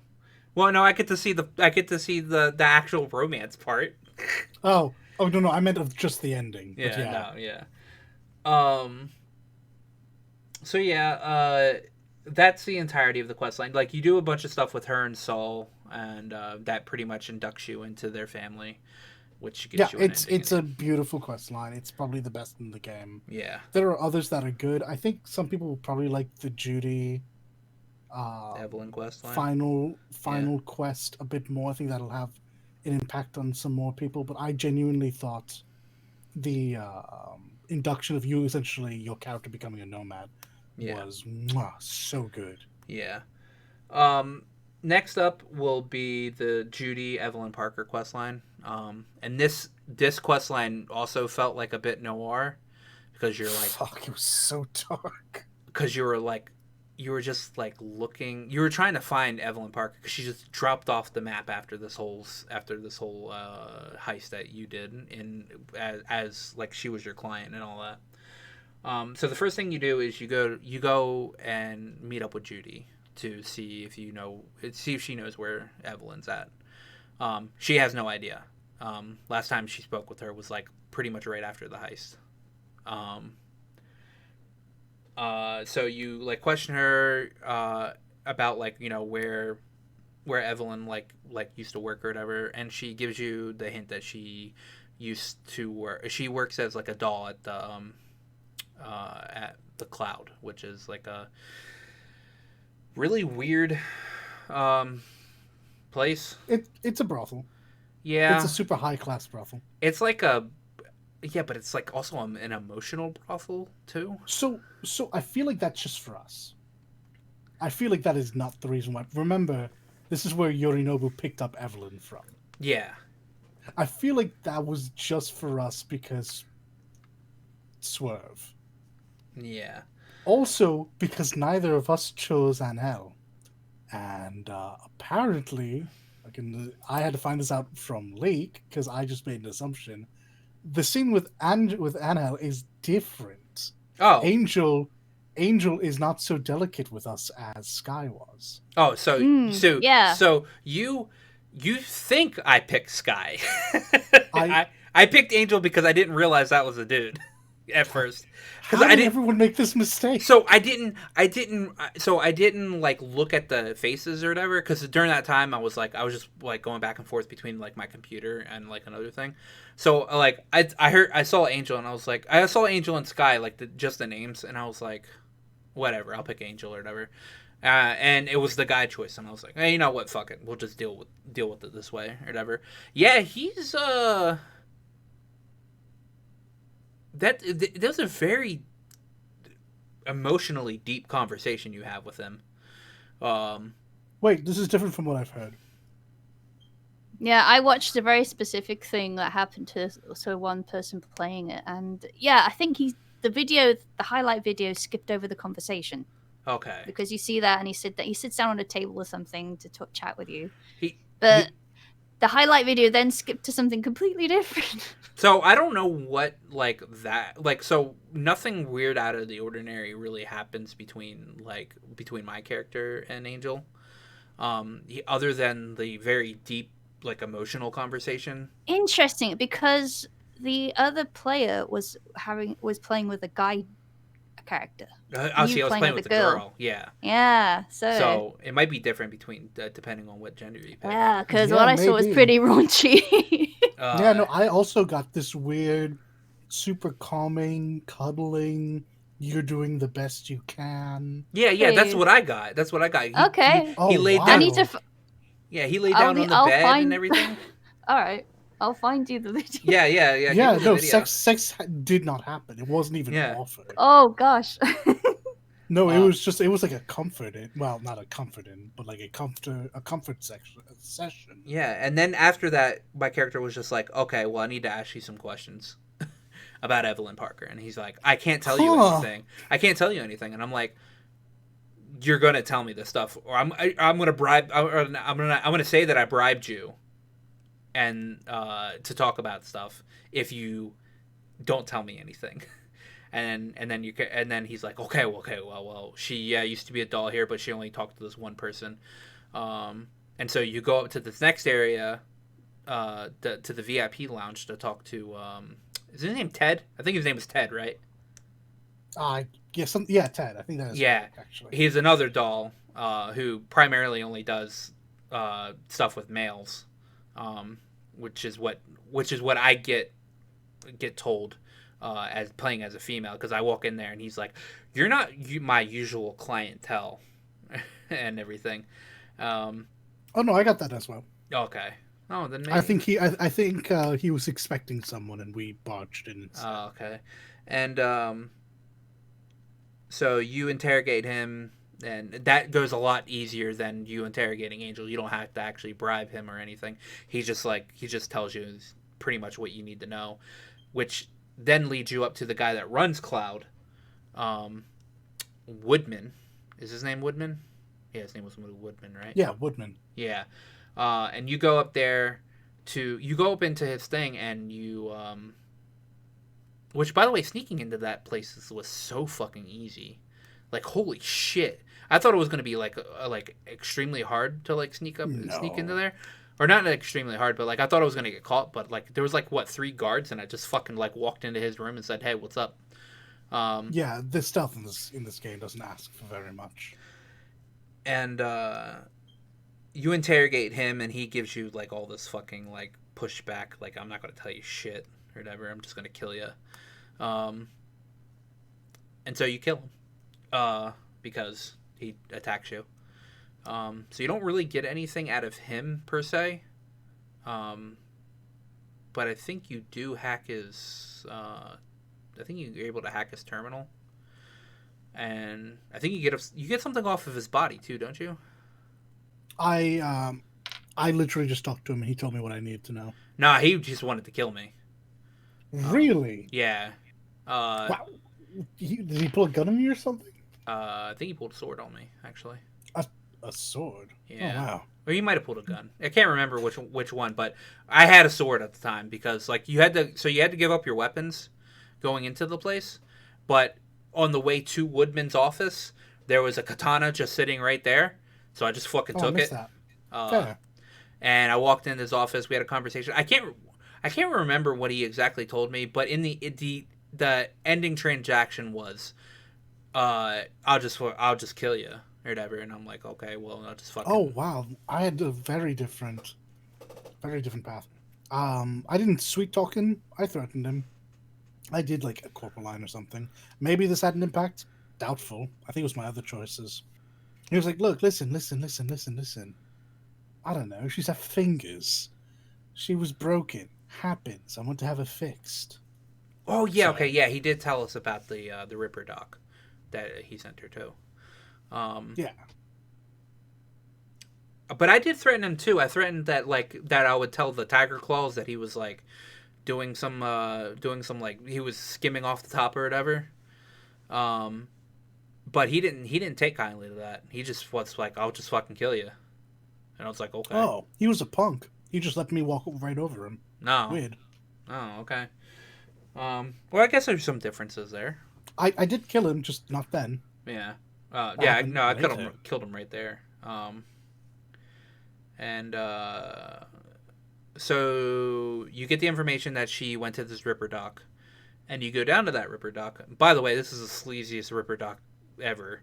He like, Nothing about this character made me feel okay. oh, this is actually outside of the. So okay, so we'll backtrack. So when you got a hold of your phone and you saw a message from Meredith, did you meet up with her right after? So, because I watched the feature in 2018, I knew what happened if I trusted Meredith. I did not trust Meredith. I didn't trust I Meredith took either. I took the virus off the card. Same. She got sacked. Oh, she did. I never got a call from her. Oh, actually, so I didn't trust Meredith. I told Meredith to go fuck herself when we were making that deal, or whatever, Yeah. and she just left. Oh no. I very openly as a because this is the part where I think the corporal lifestyle did matter because it's Okay. a prologue, and it was part of the game that's been around since 2018. I accepted the money, and I, the player, did not trust her. Oh, okay. I had Okay. my V just go along with emotion, so she'd leave him alone. Oh, okay. I So. then took the card that she gave me, and I took the virus off the card. Oh, okay. And for whatever reason, that triggers the guy who she stuffed in the back, winning their little corporate scuffle, and she's gone. We never see her again. See, I didn't even know there was a virus on the card. I was just like, I'm not going to use your money. I'm going to use some other person's money for this. Oh, interesting. I mean, I knew it was an option, but I Uh, this was the walkthrough from 2 to 3 years ago, where we saw that whole section. I'm like, well, I don't want to do that. I've already seen it. yeah. No, I told her to go fuck herself, and that we'll use our own money. And she said, like, okay, bye. But I got a message like after getting into the actual game. Did you go see it? Yes, Did you I go went to the Notel Motel? Yeah. I went to the Notel Motel and we fucked. That was I've not actually had that scene yet. So. that was a weird Okay, scene. speaking of, now I found the video, but I have to retract what I said because I must have got mixed up. But it was involving a gay sex scene, but He the was streamer probably in question had not realized that you could trigger one from a certain dialogue, basically, and that reaction video was to that, not Angel. So I'm Okay. sorry, Right. but yeah, his expression. Oh dear. But there was I think what I got mixed up with there was a lot of instances where people accidentally triggered through dialogue these types of scenes they didn't intend to. I can believe it. I'm surprised to hear it though, because they're genuinely very, very blunt. They're not subtle scenes. Like if you go back and listen to it, he literally says, "Show me what those hands can do." My guy, All right, what I'm did you back. think was going to happen? Uh, So So the referring to like the sex scenes part, they are very obvious. I can tell. Um, I didn't realize that. Okay, so the only one that I didn't realize I was about to go have sex was the marathon one, because I didn't really understand what was going on there for a second, because I thought it was going to be like another job, but like the I think that option. one was designed to be a fake out, though, unlike Uh, the others. yeah, because like I mean, the option was, I wish I could see you again or something like that, and she was like, well, just meet me at this motel, and I'm like, okay. So like I was like, okay, we're probably gonna have sex, but maybe this is probably leads to another job or something. No, literally walk in there, you just have sex, and she fucking leaves, and then you never Yeah, hear then from she goes Meredith to. ever again. Yeah, yeah, that's what I've heard. Um, so all the other times, like my character had sex, it was blatant, because there are two prostitutes in the jig street, um, that you can do, one male, one female. Uh, Yes. you can just pay 100 fucking euro dollars and fuck them. And there's a scene there, and then the sex scene with Judy that I had. I'm there's probably like the maybe the misunderstanding, like, oh my god, I didn't know I was gonna have a sex scene there, might have been with Carrie, because people might have not known that Carrie was a gay option for the males. I Um, don't believe that because in one of the flashbacks, you literally see him getting head. like, yeah, but maybe not like an actual romance option. This is fair. I This see. is I fair. haven't done the Carrie quest line at all. I did So half of it. I didn't get. I didn't get any hints of a romance option. So either I chose a bunch of very incorrect or it's dialogue just one options. option towards the end. Well, exactly. Like there's just a quest that I need to wait a little bit to trigger that I just never let trigger. Yeah. So okay, you go up there, you meet this Ripper Doc for to look for Evelyn, and you interrupt him in the middle of a surgery. Now you could be nice and let him finish the surgery. I was not. I kind of felt like a dick not being able, not letting him go finish the surgery, but I literally said, "You stop working on this bitch and answer my fucking question," and then I proceeded to beat him up. Oh, Um, I was much more agreeable. uh, so my V was not patient at all. I hit him a few times, and then he finally tells you, "Fuck, what did he tell you?" He That didn't he tell you. sold it. That he Yeah, sold her off to some scavs. yeah, that he sold her off, and then you go and find these people that he sold her off to. Yeah, and that's where the brain dance comes in. Yeah, The second brain you get a dance. brain dance to figure out where she's at. Um, which again, these brain dances are very easy to go through. You literally get all the information you do in like literally less than like 3 minutes. Yeah, they're Um, very good about telling you, probably because it would be fairly confusing otherwise, where there is key information on screen somewhere. yeah. Um, so you figure out where she is, and then you mount a rescue mission to get her. Rescue mission's easy as fuck. You go through there, you murder pretty much everybody, or unless you probably did. You sneak your way through. I absolutely did. I murdered everybody in that place. Yours was probably a lot faster than mine. Yeah. um, and you find her. She's in this like uh recording room that they've made where there's a bed, but she's like laying. She's like sitting off to the side next to this um I guess bedside like desk or whatever. Um, and she's like jacked into this uh, like she's like going through her own brain dance, but it's like keeping her catatonic.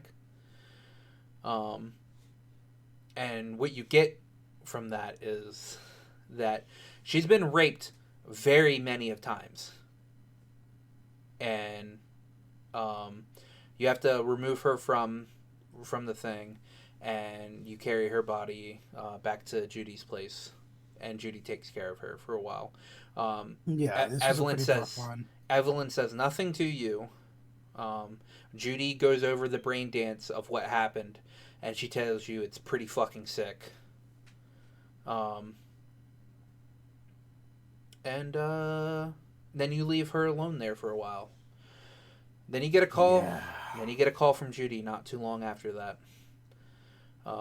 Actually, to me, it was actually pretty long after that because I had to go through a couple of different quests before Same. Judy calls me back.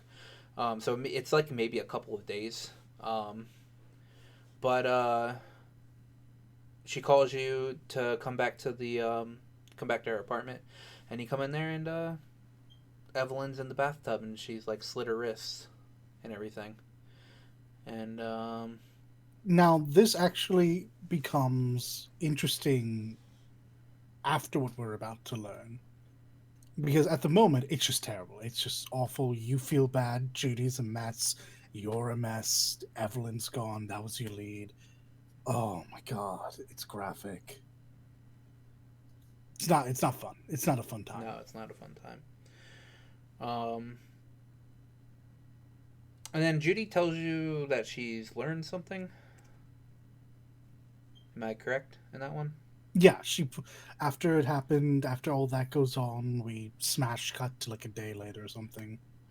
Judy pulled off some information from her recording diodes and was able to cobble together like two separate small brain dances. Now this has been And like over 2 weeks since I've played this game, so I'm like going off the very small inklings of my memory. it's fine because I remember this because this was very interesting to me and it made the suicide even more interesting. You'll have to forgive me for phrasing it that way, but it'll become more apparent in retrospect. So the two BDs that Judy does put together are the Voodoo Boys approaching Evelyn because that whole plan that Evelyn had wasn't her plan. Oh yeah, Evelyn was in the habit of screwing people over. Just like she wanted you to ditch Dex, she was actually the middleman to the Voodoo Boys. They yeah, wanted her to walk through Compeki Plaza, get all the information that she got, and give it back to them so that they could do what we ended up doing. yeah. Oh yeah, yeah. I forget that she was the connection to the Voodoo Boys. It happens so quickly. We also find out that they did not like her and they Oh were always using her and they always planned to kill her in the end. yeah, So even though it stands to reason that Evelyn Parker had been through so much that suicide seemed like this could be a way she chose to go, it's pretty hefty implied she was pushed to it from the Voodoo Boys, scum of the earth. yeah. So you go and you try to meet the Voodoo Boys because they give you Judy gives you like a place to where you can possibly try to meet up. And they want you to go do a job for them where another rivaling gang has been encroaching on their turf for some random reason. And they wanted you to go in there and figure out what the hell's going on. There's a net runner that's like backing this other group that you confront because they're taking over this mall, and so you have to go storm the mall, or you can sneak around in the mall if you want. I again gunned it. They never knew I was there. And you run into this net runner, and you have a choice to like. See, I didn't negotiate with this guy whatsoever. I just fucking killed him, and then jacked into his brain, which Oh, showed. that was an option? Yeah. I had this long drawn out conversation with him. Um, yeah. No, you have a conversation with them, and like. I chose the option was like, I'm just not gonna fucking deal with this. I'm just gonna kill you, and you're able to kill him and jack into his brain, and then it shows like after you jack into his brain, it shows you like all these hit sites that the Voodoo Boys are trying to do, Right. Yeah. and it knocks you out. Okay. Well, it kills you actually. Well, yeah, it kills you. Okay. So I had a slightly different scene. I spoke to him because I was interested. Because again, I've seen this play out before. I know what happens if you don't trust him. Yeah. I never thought just to shoot him.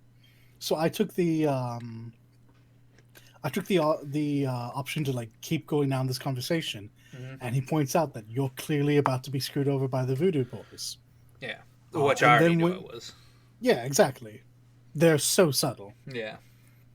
So I was like, all right, let's play your little game. I let him talk me through it. We get to the end, and yeah, both our brains get fried because the same scene that occurs. So you get to see Yeah. all the points that the Voodoo Boys now have access back to, and they just absolutely decommission every netrunner associated with it, including us. Yeah. But we have a second life in our head, which is Johnny. So Okay, he God mode, let's go. once again intervenes and keeps you alive, which puts probably more strain on the chip taking over your body, since you technically die twice in this video game. So you get up and you walk out, and the voodoo boys are there, like, oh shit, you're alive. Yeah, no, they were looking at me like terrified, like, Yeah. hi. Yeah, when you wake back, Why are you alive? yeah, huh? when you wake back up, Johnny's like, see, you got fucking double crossed and shit. They're either gonna think, oh shit, you're alive, or they're gonna be like, oh shit, you're alive. And so you go out, and the guy, the big voodoo guy that you were talking to was like, oh shit, you're alive. I Well, wanted to like Placide, but honestly, yeah. fuck that guy. But so since you're alive, we'll just actually have you meet our big boss lady. Uh, and so you meet God fucking what's her name? Brigitte. Yeah, Brigitte. So you meet She Brigitte. shuts down Placide so hard. Oh yeah, she's like looked at him like, what the fuck, man. um, and she tells you that yeah, she was the one that hired Evelyn to go through the Konpeki Plaza to help get the biochip, because they want the biochip to I don't know what exactly they want the biochip for, but I know they want to get in touch with Alt, and that's like the whole main reason for it. They needed Johnny's chip or whatever to help them get in touch with Alt Cunningham. Yes. So what you do is you and her you guys like jack yourself into the net pretty much, and she helps you find Johnny's ex-girlfriend Alt Cunningham, who was killed by Arasaka and uploaded to the net to become this, like, I guess a test subject for Soul Killer, and to like get put into Mikoshi. She's the one who made Soul Killer. Yeah, she's the one that made Soul Killer. Yeah. So she when I don't know if she understood that she was about to get screwed over by Arasaka, and so she just full on jumped into the net, or if she did get in some way, shape, or form tricked. But either way, yeah, we see in the flashback that And she gets out. She goes Yeah. full Ghost in the Shell, first animated movie, and just leaves her body behind. and yeah, she puts herself beyond the black wall. And so you find Alt Cunningham, who has pretty much changed from what she was back when she was a human. And she's just this big AI, and she tells you that she can't really help you unless you jack yourself into Mikoshi. Jack her and you into Mikoshi, so she can see if she can try to reverse this process that that Johnny is like putting you through. So that's your next big step that you have to do. That's the end game for this game, is to attack Arasaka and get put onto Mikoshi. But you need to figure out how to do that first. And so after that, you hop out. Brigitte's like, well, that's cool and all, and you just don't ever do anything with the Voodoo Boys ever again. Or at least I told her to fuck off. No. That's pretty universal. I told her to fuck off, and I just left. Um, and so you meet back up with Judy. Um, and I think you tell her everything. Like I said, it's been 2 weeks since I've played this, so a lot of like the basics are being like ripped away from my brain. But at this point, the next quest with Judy is pretty much the romancing option. Um, and you can choose to romance her or not, and you do. Well, I mean, if you're a girl, you do. Cause I mean, from the male perspective, I still did just about everything save for that one scene with her. yeah. Even told her she looked cute in her in her dive suit. She did not take kindly Oh to yeah, that. yeah. She takes you to like pretty much Atlantis. Um, Yeah, her old where she grew up, yeah, which which is was underwater. weird. And you dive. You do this like little vacationy dive thing, and you go through her like old her old town where she grew up, and you get to like scan things, and she'll tell you about them and everything. And And it's then the most interesting use of the BD recording software in the game. yes, it is Not of the watching software, but the actual a recording recording. software. Yeah, Because you're paired up with Judy, so yeah, for whatever reason, the feedback that you get are memories. yeah, And that was sick as hell. yeah. And this is also helping her make the BD she wants to make. She wants to make like this ultimate BD. Yeah, exactly, Um, exactly. and then at the point, you guys spend the night in the little cabin that's right next to there, and you can choose to romance her there or not. So I'm interested in this because I was not a romance option, and therefore she had nothing tying her to Night City. Mm-hmm. My Judy then and there picks up and leaves. She's gone. Oh, She never comes back. my She Judy's. occasionally texts me and sends me images. It's like, hey, bud, here's where I'm at. I'm in Seattle. It's nice. I'm so happy to be out of that hellhole. Yeah, no, my Judy stays until I leave. Interesting. Yeah, because like I'm romanced her. Like if I didn't romance her at the time, I would have probably have gotten the same thing you did. Yeah, I Um, imagine so. but she stays because I need to go through what I need to like V needs to finish what V needs to finish, and then she's like, I will go with you. That we'll leave Night City together. Um, Hmm. so that's that, and that's the end of Judy's storyline, and It is, it's on like I said, I felt like I enjoyed Judy a lot more than I thought I would. Like when he first showed me Judy before we even got the game, I was just like, I'm not going to romance her. Needless did I know that that would probably be the only option because I chose the girl and I wasn't going to pick River at all because like I like Listen, River. he's a good guy, but Yeah, and I don't really want to get too into River's back like quest line because he's just a cop. He's just a He cop. is just a cop. So did you choose to River's quest line starts out as him wanting to investigate the mayor's murder. Yeah. And that leads you to you finding out that another cop set up that murder. Yes. Did you choose to rat out that cop? So quickly. So I didn't. Because I forget the choice the reason why I didn't choose to rat out the cop. I think it's because River didn't want to, and so Truth. I think that's the reason why I chose not to. I was like, okay, we'll leave it up to River. All right. What happens when you do rat him out? Nothing. The story continues. Oh well, fuck me, man. I thought it was gonna be something different because then you go on to like doing quests for the paralysis. Yep. Nothing changes. And nothing changes. Okay, well, after that, he calls you up. River calls you up again to help him find his son. Nephew. Okay, nephew. Yeah, his sister's kid. Okay, yeah, his sister's kid. And that was a weird fucking quest line. Because the kid was like brainwashed with some fucking cow cartoon, and then like a bunch of people are like hooked up to these like what are those machines? Are they like sucking their life force out or whatever? No. Okay, so to make a long story incredibly short, the killer or the would-be killer is a basket case. He was abused as a kid and he snapped like a twig. Yeah.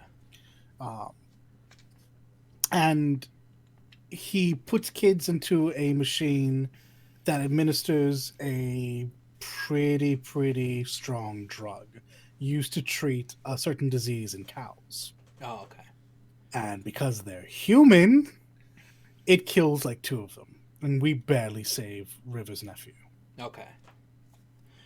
But that is That's like the horrific. short version of that story because we get another brain dance where we live out the Cartoon. killer's Yeah. the killer's youth, Oh yeah. and it's Yeah. it's fucked. Yeah. Because he's working on that farm. Yeah, Um. Yeah. he's Fuck. working on the farm. His dad's abusing him. Um, he's just getting beaten up by everyone. He goes to CPS, I guess, and they talk shit about his dad to his face. No. So Okay. that doesn't help because Yeah. now he's trying to defend the guy who's abusing it. It's a mess. You also save another kid in there. Yeah, there's four, I believe, children in there. Two of them pass, and two of them you save. Yeah. Um. Yeah, and so you help them, and that gives you after that it gives you the romancing option with River. Yeah, it's a 'Cause he nice little invites you. cookout with the family. Yeah, he invites you to. It is genuinely a breath of fresh air in the Yeah. horrific Yeah. storytelling that is going on. Yeah, and he takes you up to a water tower, and he's like, "So I like you," and I'm like, "Yeah, I don't like you," like that. I felt so bad rejecting him. So I feel like that's not too different than the male option. No. He goes out there, we crack brewskis, and you have the option to lean over, kiss him. I'm like, no, but I feel like nothing changes between this and the female V now. Now he's like, so you know why I brought you up here and everything, and like you can choose like, yeah, I know, and he's like, well, you know, I really like you and all this stuff. He's like telling me that, and I'm like, and he's like, so do you want to go forward with this, or do we want to just say friends? And then you have Okay, the so it is choice. slightly different. Okay. You can choose like, you know, I like you too, River. Or, no, I think we should. I think we're just good as friends. Um, I chose the friends. I mean, like I liked River. He was cool. He was really chill, or whatever. I wasn't really too interested in like the mayor killing storyline, but that opened up another storyline with the paralysis and them being like Yes. brainwashed and Dude, the whole game should have been that story. right. Things in there. Political intrigue. All the corporations running amok. Brainwashing and rogue AIs. like How is this not the main scenario? like it it felt like so like this that the paralysis storyline felt like so like it should have been like a main story thing. And I was sitting there doing it, and they were like, when you break into the security room, and then they're like, "What the fuck? There's a security room right here," and like it's just them watching them, and then you realize that they're sending like fucking brainwave chemicals like into their brain, changing their like every decision and all that crap, and you're like sitting here like, "Holy fucking shit!" Okay, so here's another question because obviously this could change. Did you end up telling the guy that he's been being brainwashed? No, I followed the wife storyline because I expected there to be more. I followed the wife storyline too. And unfortunately, it ends interesting. there. It's interesting where they don't go with the political storyline because Cyberpunk has always been political. I think the pen and paper creator said something like, let me find the quote. Yeah, it's about corporate and political Somebody corruption. asked me a while back if Cyberpunk was political, and I said inherently it always is political. Yeah. It's got punk in the name. I feel like people forget what punks actually are. Yeah, and like Project Red said, for me, the most important thing is that our game is a closed work and it's not a political statement, a political thesis. Who said that exactly? Paul Sasko? Paul Sasko, sorry. and that was way back in July. I feel like Oh, man. they could have had a lot more political stuff in the game and it not be a political statement. Yeah, and that's the thing about this is there is no Republican Democrat. There's nothing. There's no statement to be made. No. There's just two politicians running for government. One is crooked, one is not. Yeah. That's it. Well, one is crooked, one we don't think is crooked. I mean, One's being brainwashed. Jefferson seems like a really stand-up guy who's being actually factually brainwashed by a company who's being manipulated by a rogue AI. It was so cool. I wish I had told him so I could continue. I assume it would have continued the storyline. I had no idea. I assumed if I kept quiet, the wife would call me back and there'd be more. And I didn't get any. Yeah. Oh, So with this next time around that you're doing it, you should choose I am absolutely going to tell him. Yeah. I feel like that would have been after I had chose not to tell him. I was like, man, this kind of feels like I just shut this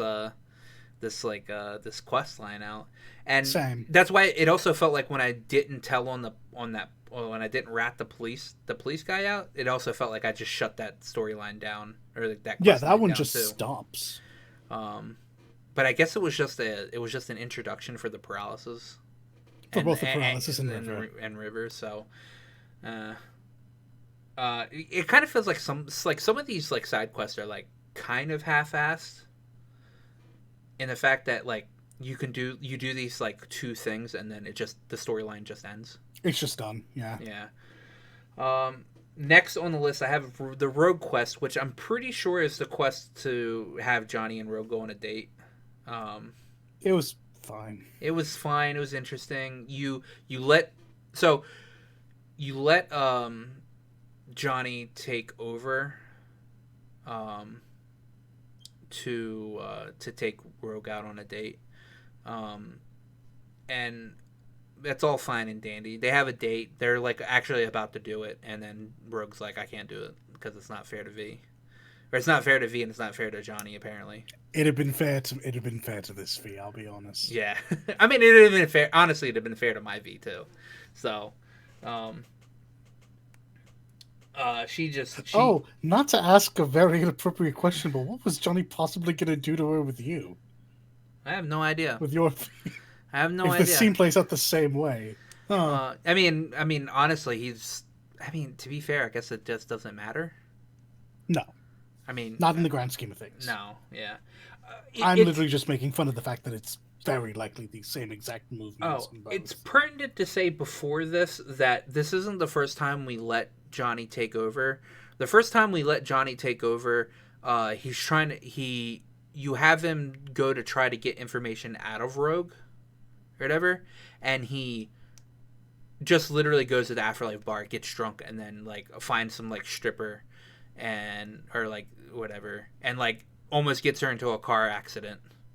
Oh no! Gets her into he almost gets her killed. Almost gets her killed, and then ends up finding out what he like a name for something. It's like a very. It feels wrong to call it fun, but like it's like a fun adventure, shooty up action movie scene. But if you stop and you think about it, it doesn't make any sense whatsoever. No, you like let him take over your body, try to get information out of Rogue, and he doesn't even like remotely go around to do that. He just fucking he just takes over your body and does whatever the fuck he wants, and then somehow ends up at the doorstep of this information that he gives you. Yeah, like it clearly was planned. I just don't know that I care. Yeah. So after that, I was a little apprehensive on letting him take over my body again.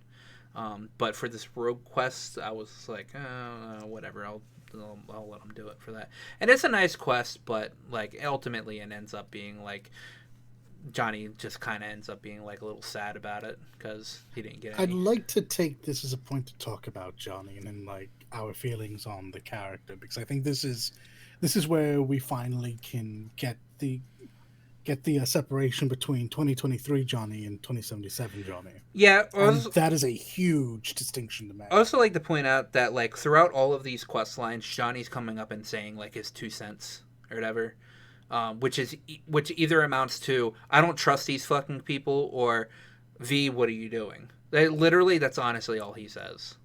He gives some insight to what like to things that he like saw back in 2023, or like his advice or whatever. But it like and honestly ends up falling on deaf ears because I don't like. And it didn't actually like listening to any of Johnny's advice at all. Yeah, that's fine. Mainly because I just wanted my V to feel like my V's making her own decisions. So we're not bringing up like the little talking points that Johnny has because honestly it's a lot of talking points, but they all ultimately end up being nothing in the grand scheme of things. Most of them just come down to if you even think about doing something corp related, he's gonna hate it. Yeah. If you're gonna do something anarchistic, he's gonna be all for it. Yeah. Like if it's chaotic, he loves it. If it's orderly, he doesn't. I know Dollet has a differentiating opinion than I do about Johnny. I feel like Johnny is a character that honestly made no sense being in here. But I feel like my character mattered more than Johnny's character did. Dollet seems to have. I do. I have the reverse opinion. I don't like Johnny. I don't think he should have been in this game. I don't like Johnny either. To the degree that he's in it, but in that the story that they are telling, he is the main character. In my opinion, V is the vehicle to allow Johnny this second attempt at Arasaka. And like I agree with that to an extent. I still feel like my character mattered more. Like the way I played, I feel like I feel like the characters that my character are like okay, so all the other characters in the game are interacting with my character, not interacting with Johnny. This is true. This is absolutely true. And that's how I feel like my character matters more important because like they don't care about Johnny. They have no they like some of the people that don't even know that Johnny exists in my brain. Right? Yeah, Takamura doesn't care about Johnny. None of the romance options care about. Well, Carrie might. Carrie probably cares about Johnny. Yeah. 3 of the 4 romances don't care about Johnny. Evelyn didn't care about Johnny. And yet, at the end of the day, we're still doing what he wants. Yeah. We're just replaying 2023. This is actually Cyberpunk 2023. Yeah, well, the echoes of 2023. It just doesn't end in a nuclear explosion. No, but it does end with, and we'll get there. But as a character, I wish Johnny wasn't in the game. But given that he is, and given the direction that we had, and this is outside of being voiced by Keanu Reeves, that's no one's fault but Cyberpunk's. There are 2 Johnny Silverhands in this game. There's the Johnny from 2023 who's an insufferable prick, and I have no sympathy for him, and I was actively hoping he'd get zeroed the entire time we went in any flashback. Yeah. He was horrendous to his bandmates, he was horrendous to Rogue, he was awful to Alt, and when he got stabbed, I literally said out loud, "You had it coming, you insufferable fucking cunt." Amazing. I did not like him. The Johnny that sits around in your head, however, in 2077 and just chirps a whole lot, is interesting. Now, again, it is pretty much just if you do anything corp related, he doesn't like that. But occasionally he'll say some things of worth. He'll have memories that kind of equate to historical knowledge, which is how I feel he should have been used the whole time. And he kind of goes through a bit of an arc. He stops being a dickhead. He realizes 50 years has passed. He sees his friends who have now grown up without him and literally grown up and become decent human beings. And that was good because he kind of comes to terms with it.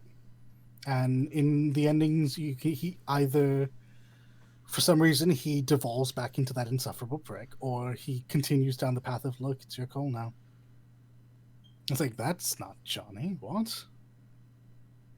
Yeah. My interpretation of the game was Johnny changed from beginning to end due to the influence that V had on him. Entirely possible. It went from Johnny being, like, as you first saw him, super aggressive as fuck from 2023, not knowing what the fuck is going on, and pretty much looking at your character and saying, you know, fuck you, I'm going to kill you, I'm going to take over your body, etc., etc. To, and this might have been just the medication calming him down that you had to take throughout the game, that he towards the end didn't want to take over your body. He just wanted to leave. He didn't. He. It felt like he actually felt for V. Yeah, no, that I will agree. He did, absolutely. He didn't want, until Hanako got involved. Maybe. He didn't want, because then Johnny took back over. Well, if you chose to do the Hanako ending, Johnny was no. I mean for that brief cutscene before you get back to Vic. Oh, he okay. stopped being friendly, and he became very much. Oh yeah. I'm taking control again. And I felt like, while V was a vehicle for Johnny's like story, I feel like without I feel like they couldn't have made a game just about Johnny, because I think it would have just been boring, and he wouldn't have had a good character development without having the vehicle that he did. I mean, that's reasonable. It would be hard to get the character arc he got without 50 years happening in between. Yeah. Because he's still mad about Alt, he's still mad about Smasher, but he's trying his best to make up to everyone else, and that is not something that Johnny would have done in 2023, because he just wouldn't have. That said, boy oh boy, I just wish my V felt more important. I don't know. I felt like a vehicle, with the exception of the side quests. I felt important in the side quests. Anytime the story didn't revolve around Johnny, I felt pretty good. I think a change would have been a good change would have been maybe remove the impending doom that that V would have, like that, like, you know, that the chip's taking over, and just like I've had a chip that she can't remove that has Johnny's engram on it, and that he's just fucking annoying prick. Yeah, no, I agree. And that like he sometimes, and then he ends up becoming like a better person, and then maybe you find an outlet where he can actually like leave your body, like, yeah, you know. just and do the Johnny goes with alt ending. Yeah, Yeah, or not even that. Like find a fucking, like, maybe there's an empty vessel like towards the end of the game that Johnny can like put his fucking, that you can put his. Oh, would he want into. to become Adam Smasher though? Honestly, that could have been a nice thing after you beat Adam Smasher. You were like, oh, just jack him into Adam. Oh no. Yeah, that'd have been pretty funny. So after you do all these like after you do these like side quests and like main scenario quests, because you have to break off, you meet up with Takamura, which you can actually do fairly early on, honestly. But there's like a lot of side quests that you can do, and at this point in time, this is probably the best point where to do these side quests, because after you meet Takamura, it kind of becomes like an on rails type thing. You meet up with Takamura, and he meets up with and he has you meet Hanako, who is Yorinobu's sister. Yes. They meet up with her bodyguard, Oda. Yeah, who is actually a badass fucking motherfucker. Yeah, he sure is. I mean, that fight with him is so fucking cool. It was cool. He looked great. I want that outfit. I 3-shot him. I was doing so much damage, man.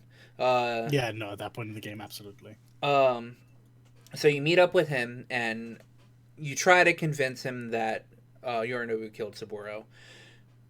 It doesn't go well, and Takamura thought that it wouldn't go well anyway, but he had to do it anyway. So after that, Takamura comes up with a plan. There's a big parade that's about to go through part of the city.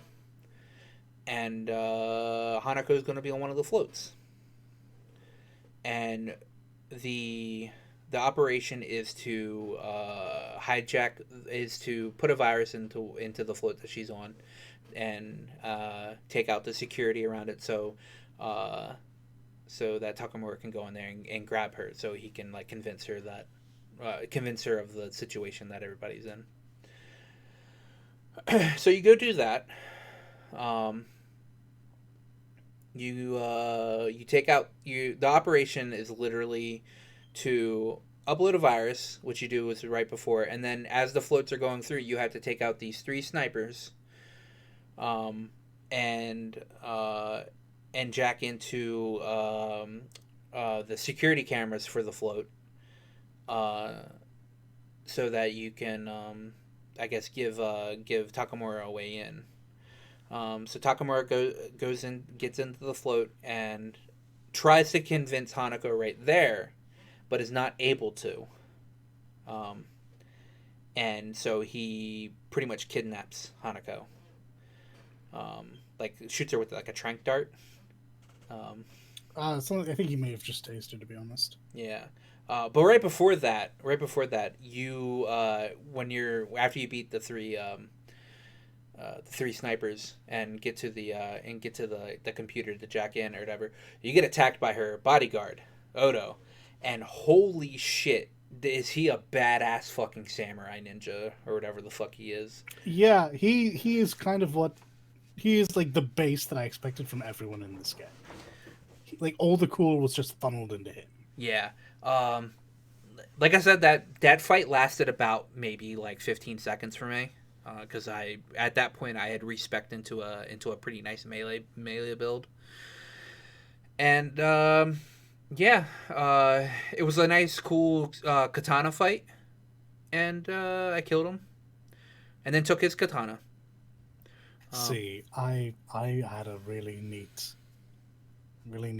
cool reflexes build. Where if no one saw me, I did like 30,000 damage, but if they saw me, I did quite a bit less. So that fight took a couple minutes. Yeah, because it's a one-on-one fight. Yeah, it wasn't hard. It was just longer. No fights in this game. Because at that point, I really was overpowered. No fights in this game are actually hard. So what made me swap over to a melee build, by the way, is that I went to go do like the 3rd battle, beat the brat or quest line. God. Yeah. And I was getting my ass kicked. And I was like, okay, you know what? Fuck this, all right? So I went and looked up a good melee build. I bought the 100,000 euro fucking respec item, and respec all my fucking shit into that. I went back into that fight, fucking 3-shot the guy. All right? Oh, yeah. No, it was an adventure for me. Those were the hardest fights in the game for me. Yeah. Far and away. Those fights are so trivial if you spec into a melee build, because like I put the stats into the melee thing, and then I went and got the gorilla hands. Yes, I did get those though.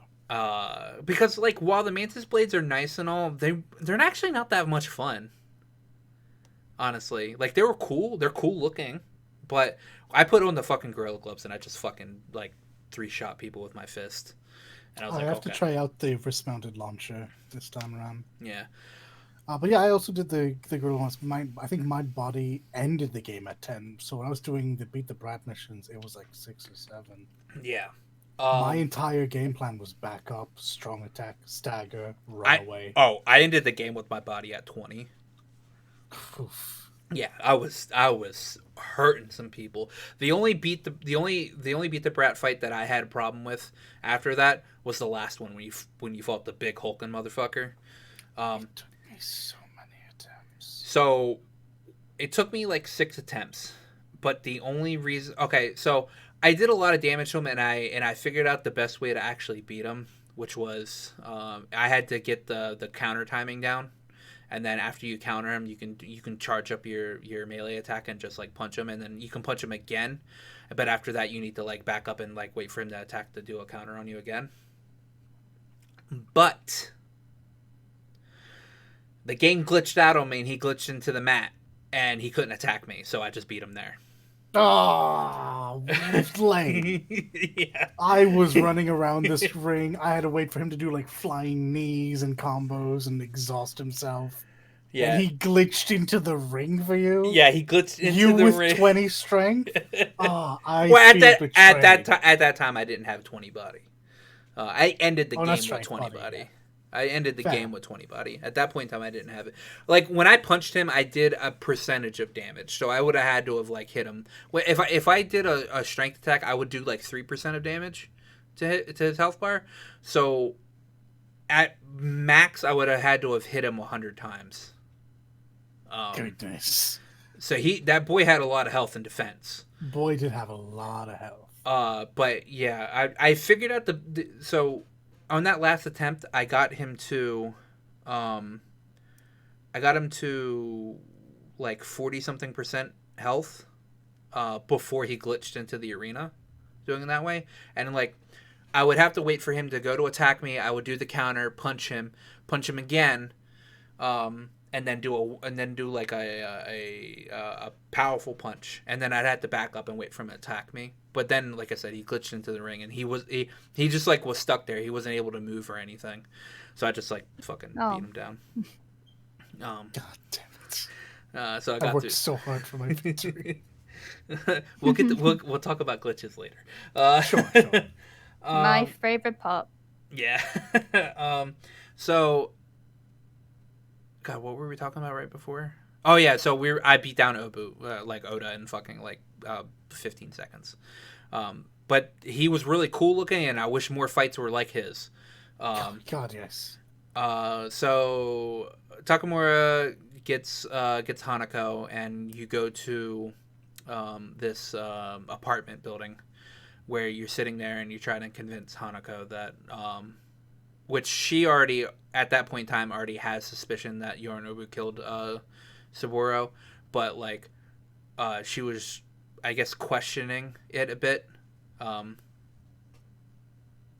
not seeming like she like already knew. And so you're in there for like all of but like 5 minutes, and Arasaka soldiers start attacking. Like they fucking like blow the side of the fucking building up. And at this point in time, they do not tell you that you can save Takamura. All right. I'm so mad.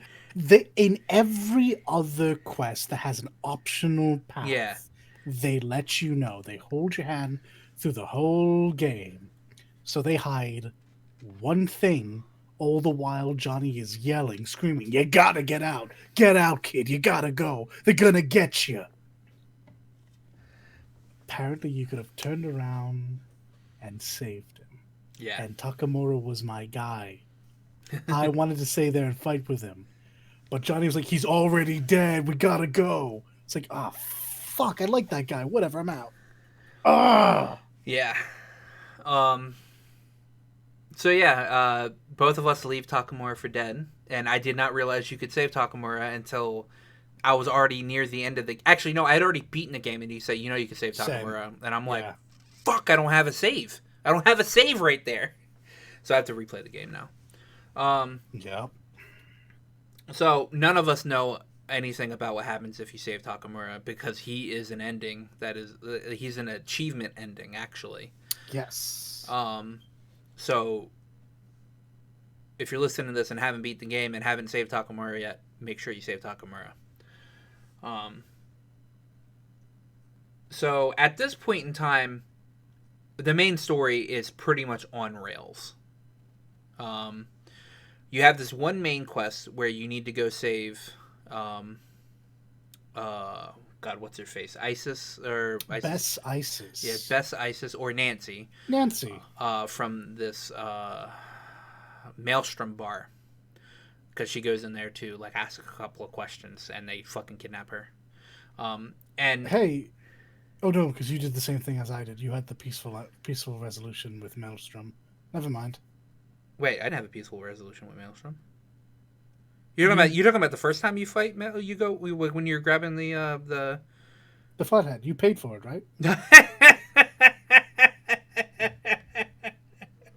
Oh. Okay, this is important. So, quick sidebar.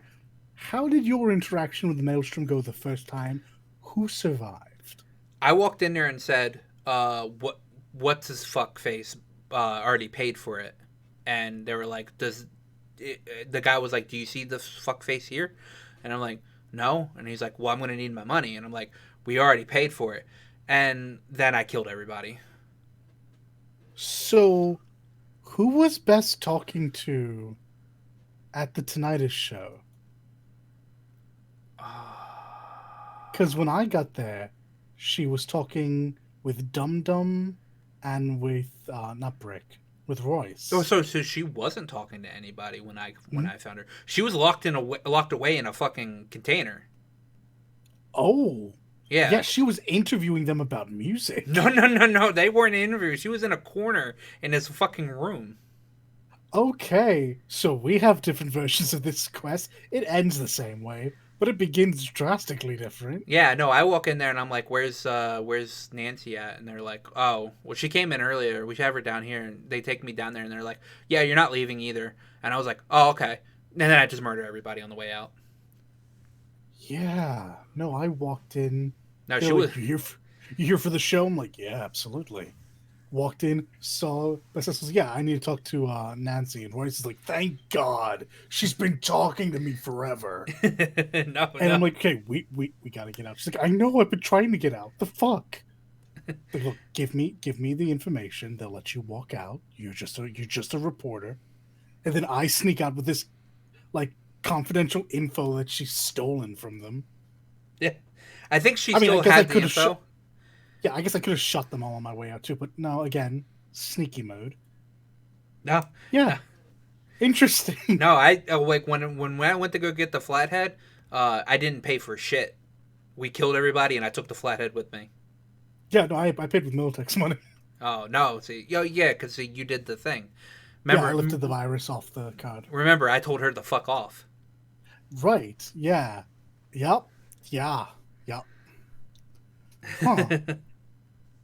So Well, that's yeah, it's an interesting actual different quest. yeah. Wish there was Okay, more of okay. that. So I'll take back like a percentage of what I said in the beginning of this, where I guess some of your choices in the prologue actually affected your choice, like actually affected something down the line.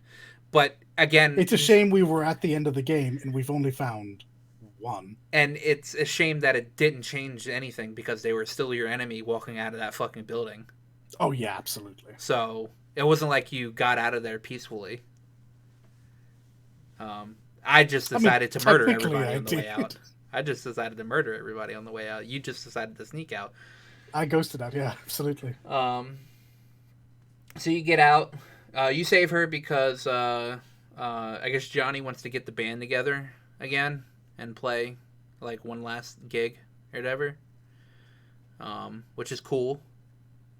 You know, you get the whole samurai crew back together, except you don't because um,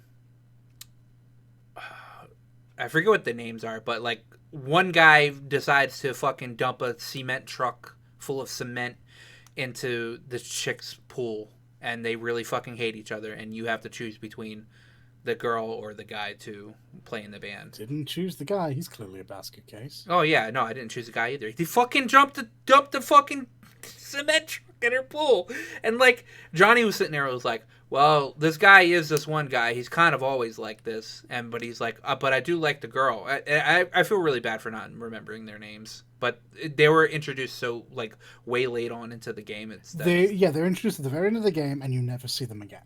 Yeah, and so. Well, you see Carrie again. Carrie's a romance. No, option. just these two particular Yeah, characters. yeah, these two particular. There's a reason we remember Nancy and Carrie. Yeah. They show up more than once and are important-ish. And actually, you get a quest to call Nancy way early on into the game.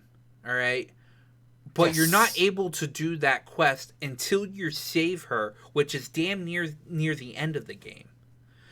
And that's what opens up the quest line to talk to Carrie and everything, or to like romance Carrie, not to actually talk. Yeah.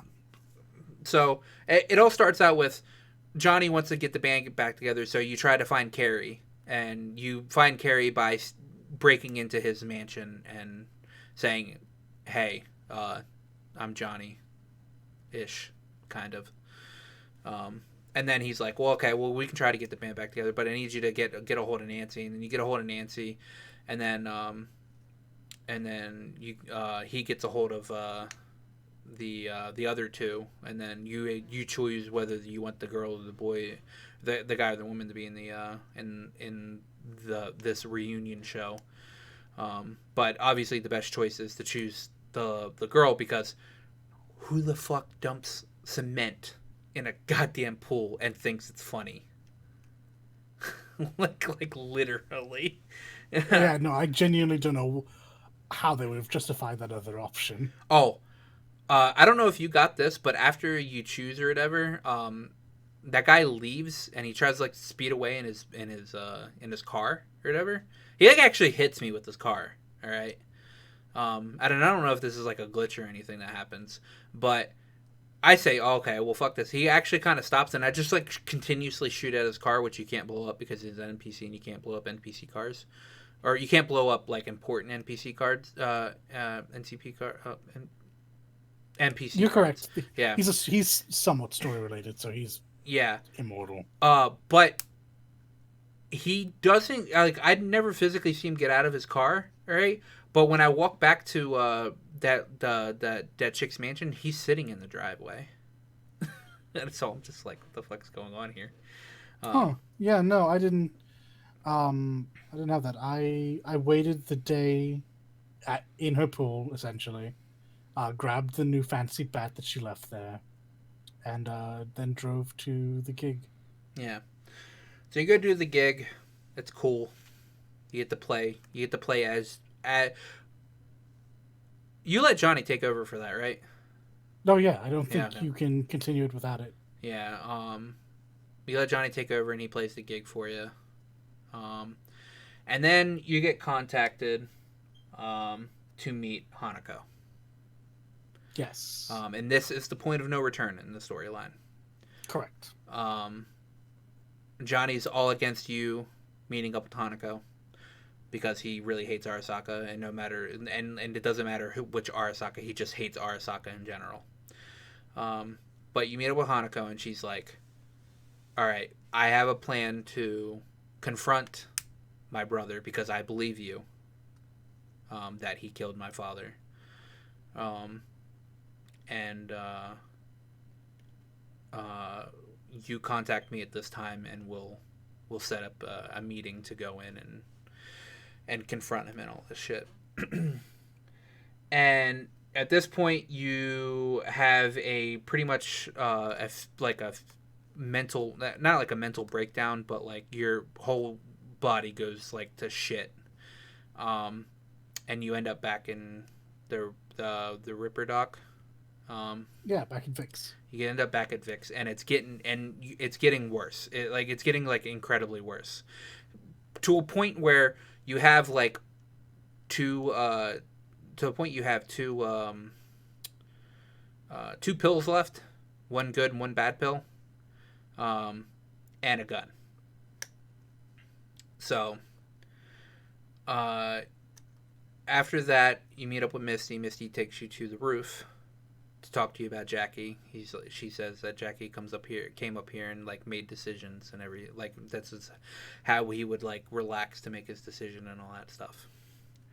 This is where the choice of endings happen. All right. So we're gonna go start with the ending that you can choose right then and there. Yup. Boy, did I. You explain this one. Okay, so as Aqua said, you have three choices, though it feels like you only have two apparently at first. You have the blockers and the pill that allows Johnny to take control. But, correctly stated, you also have a gun. Mm-hmm. Being so thoroughly put off by what this game was marketed to be and what it actually was, I read the options of let Johnny take control, do it yourself.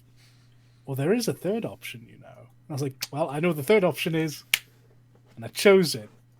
and both the pills go off the side of the building. We're not going to rely on either of these. Won't be enough time for it to make a difference. And V actually has a pretty eloquent speech about how if he does anything, it's just going to lead to more bloodshed and it probably won't fix anything. It's just chaos for chaos's sake. And who knows if it'll even matter. Then we get a long pan out of the Night City skyline, which is still great. And then he gives himself a lead injection and cut to credits. And boy, oh boy, everyone is mad at you. Everyone. Rightfully so. And even if they don't seem mad at you, if you read from meeting, nobody is pleased with you. Mm-hmm. It's also important to say, because like I was going back with how you've changed Johnny or whatever. Johnny agrees with you when you rationally explain why you want to do this. This is true. He doesn't stop you.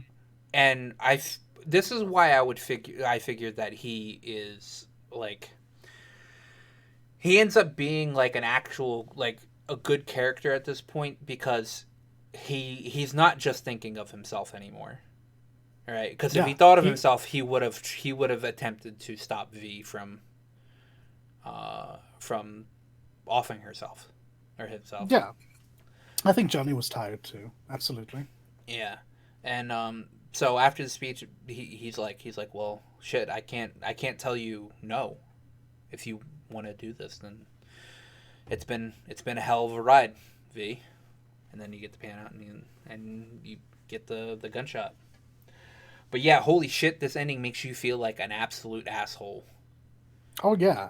Because after V rationalizes it so well, you then have to listen to everyone's reaction to it. Except for River. River said he understood. Well, River's a cop. Yeah, River understood. And I think...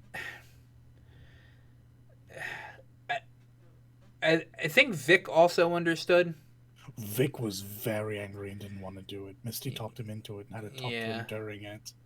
Mama Welles, or Welles, I keep wanting to call her Welles because I imagine that's how it would actually be pronounced. Mama Wells doesn't appear to be too broken up about it. She just says... But she treats you like a kid, and she had just buried her son. She's... Oh, really? Also, she's... See, I didn't get that from Mama Wells. I got... she just recited, like, a Bible verse. But, okay, I want you to think about what that means. She's a deeply religious person who just buried her son, and you just shot yourself in the face. Yeah. I guess she just was like, I'm done. Yeah, this probably, like, this is her second kid she's had to bury inside of a month. Yeah. Yeah, no, that ending sucked, and I didn't even know that ending existed, because like I didn't read. I thought there's another option. I read that as, let me check. Let me go back and pick the other options. I saw it for what it was, because I played Mass Effect, and Mass Effect has that option where you can just hit back. Yeah.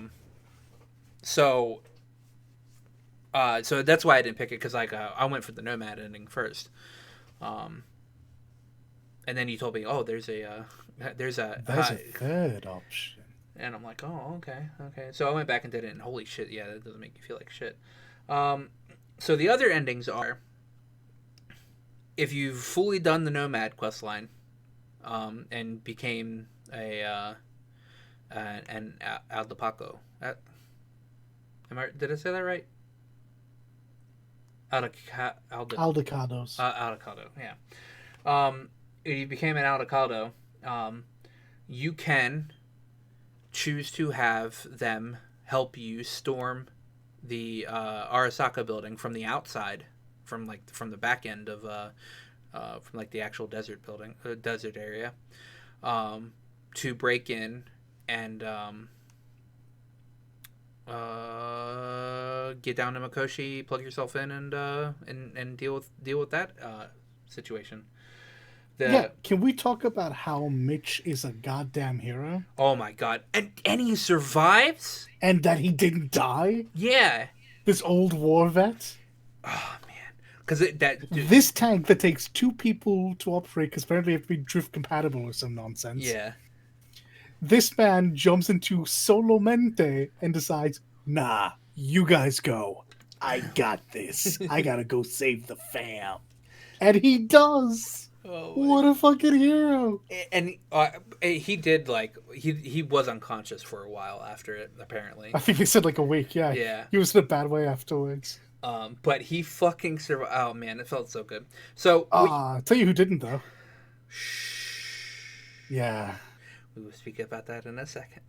Yeah. So the operation is you take the Basilisk, which is a 2-man tank, and all the avocados, and you storm the back end of Arasaka's building, which is connected to by like a long tunnel. And you're able to break into like the bottom portion of the tower where Mikoshi's being held at. So you go, you have to fight like waves of enemies coming through, and then you take the basilisk and you drive all the way up to the end. You drive all the way up to the drill, so you can drill into Arasaka's building. At that point, that's when Mitch says, I need to go save the fam, and runs and it's solo pilots the basilisk and pretty much protects everybody. While you, Saul, and Pan Am storm the building, kill a bunch of Arasaka soldiers or whatever, and finally make it down to the outside of Mikoshi's, to where Mikoshi is.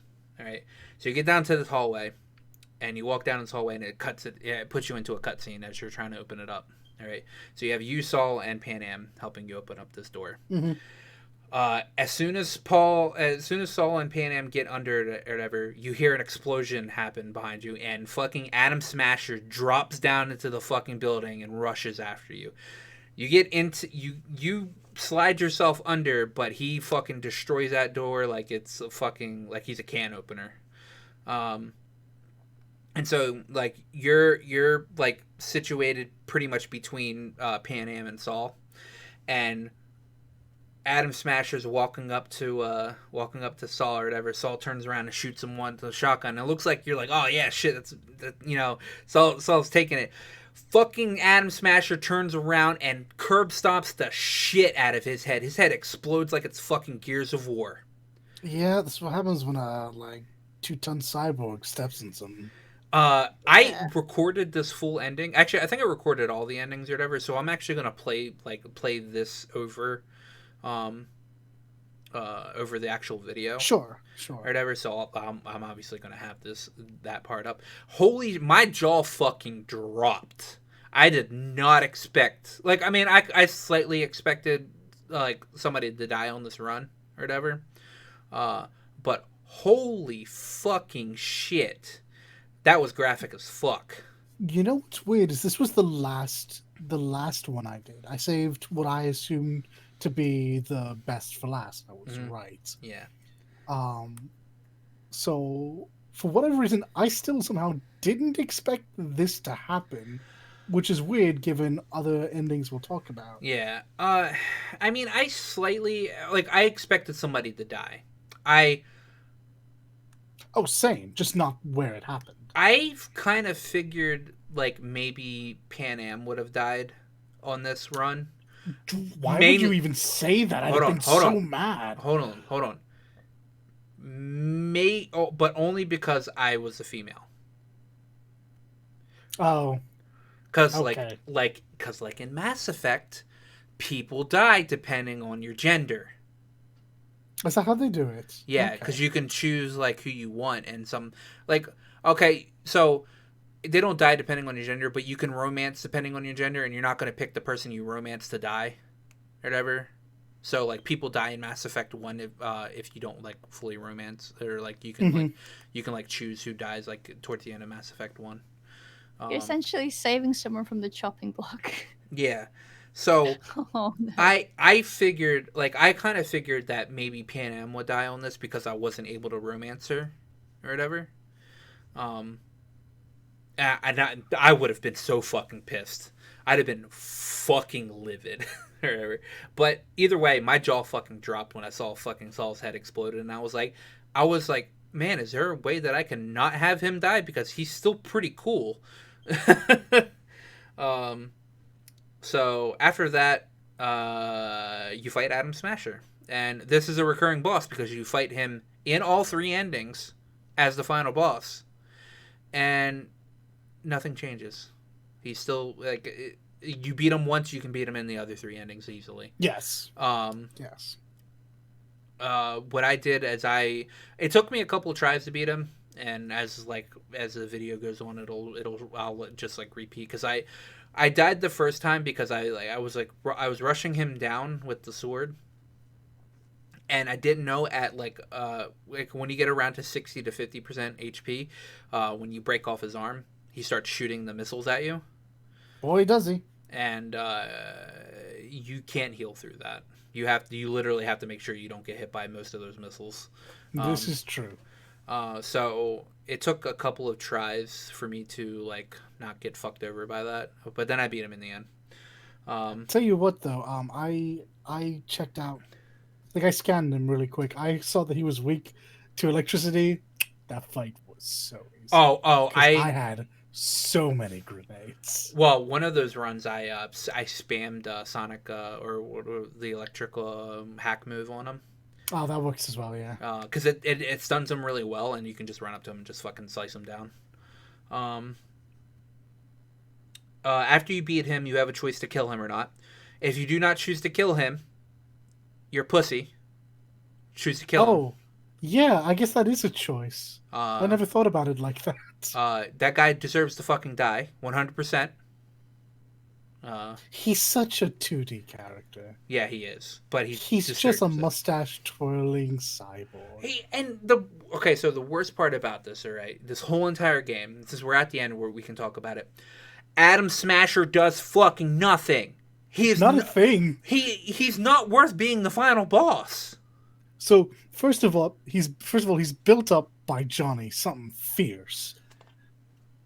He's built up by the flashback, something fierce. He's built up by promotional material, got everyone hyped because he's from the pen and paper tabletop game. Yeah.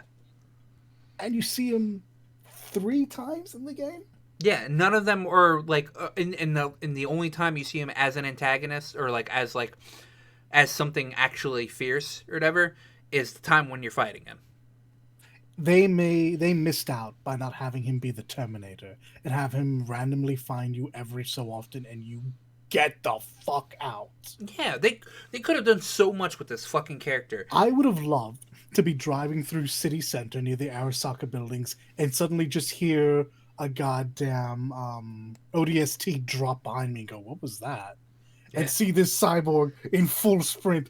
Goodness, the chase scenes that could have been. Yeah, it was so disappointing because I killed him and I was like, was that it? That was it. Like the only I guess relief, or not relief, but like the only satisfaction I had killing him was on the Johnny Rogue ending or whatever, because correct. I took my time and grabbed Rogue's gun and shot him with Rogue's gun.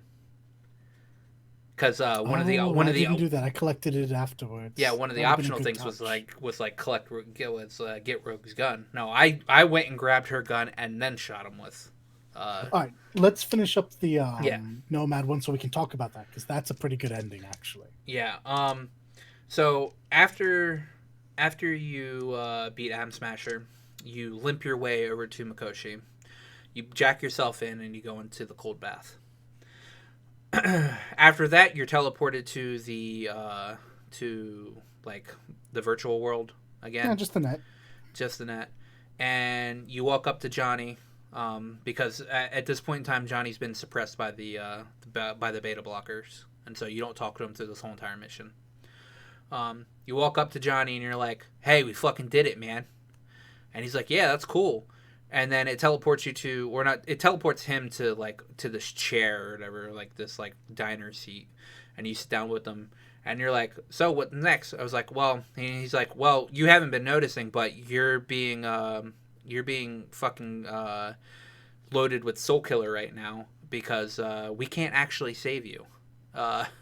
And she's like, wait, what the fuck? And then Alt comes in and goes, yeah, I miscalculated. The chip took over your body way too much, and now it's technically Johnny's body. So you have a choice here.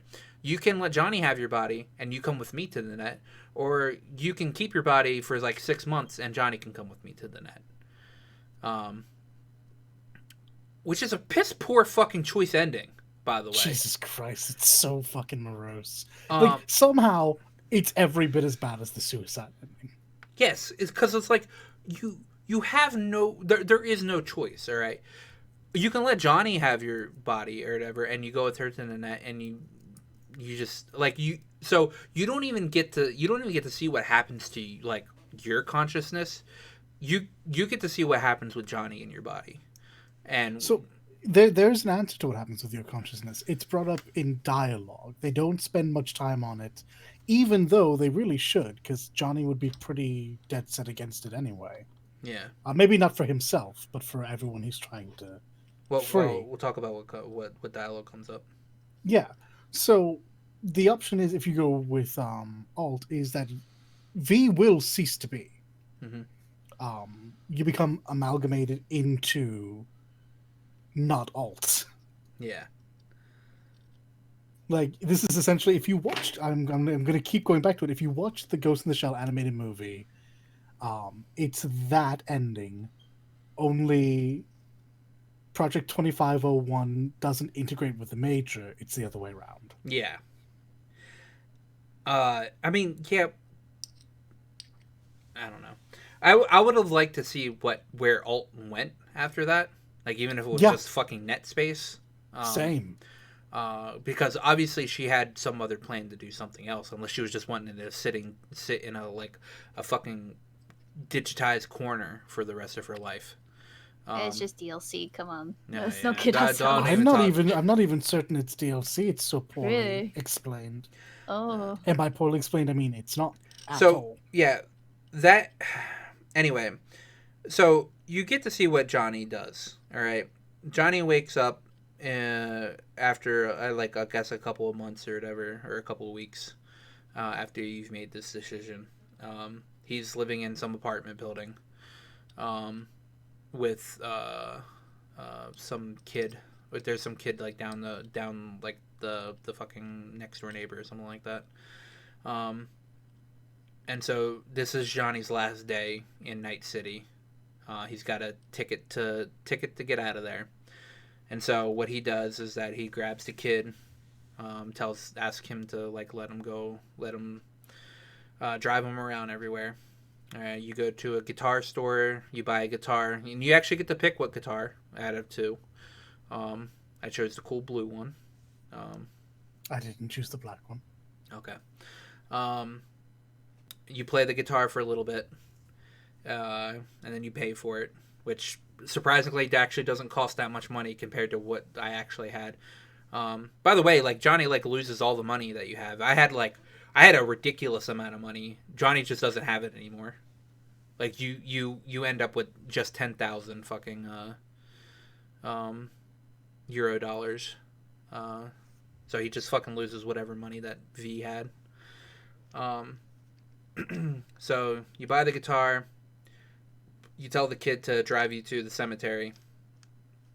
And then you go to V's I guess lot or whatever. It's like one of those little it's like a deposit box. It's really what it is. You unlock it and you put V's necklace in there, the one with the bullet. And you close it, you say something nice, and then you leave. And there's a bus waiting for you pretty much right there, and the kid's like, do you want to go back? And he's like, nah, I'm leaving out of here. And then you get on the bus, and as you're about to leave, the kid's like, you forgot your guitar. And he goes, nah, don't need it where I'm going. And then game over. Yep.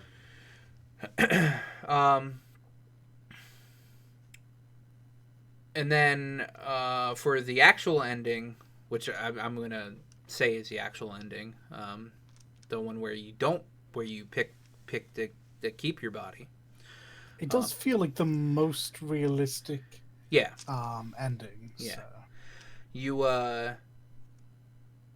You tell Johnny you want to keep your body, and Johnny's like, understandable, and he goes with Alt, and you go back to your body. And what it does is it skips, I guess, a couple of weeks, and you're with Pan Am, and you guys are gearing up the Aldecados to leave Night City entirely through like a special back door that you guys know about, so you don't get like stopped by Militech.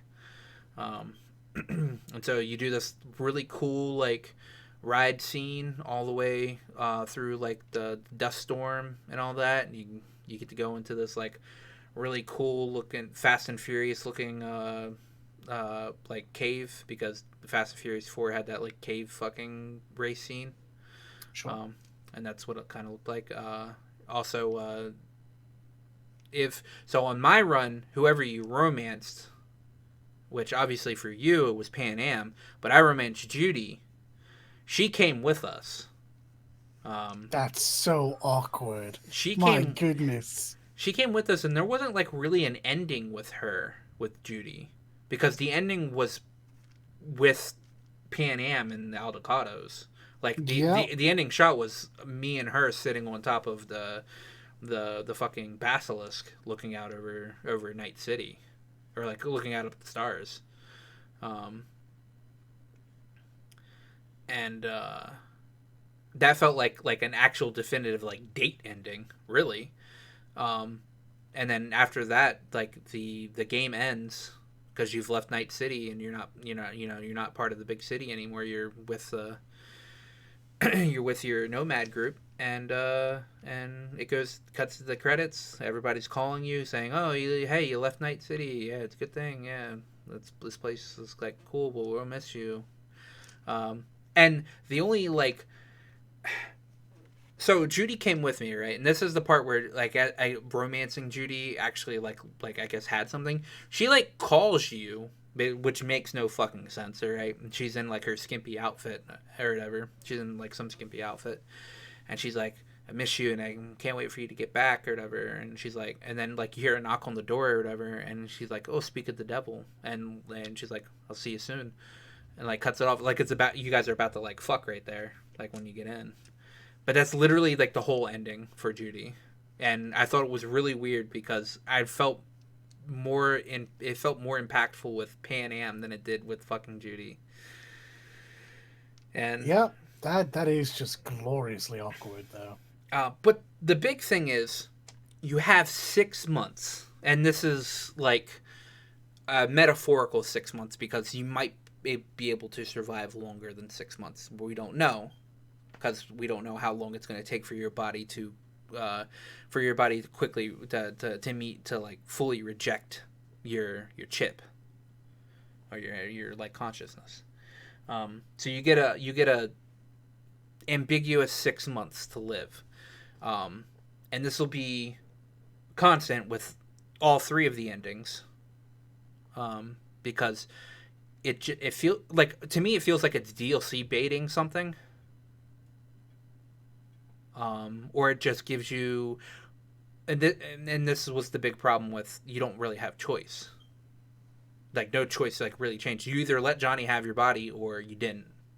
Correct. And you died either way, is what correct is what the choice was, and it's like, why? What the fuck is like, what the fuck is the reasoning for this? But because Cyberpunk's supposed to be dark, but they didn't realize usually that's just the aesthetic.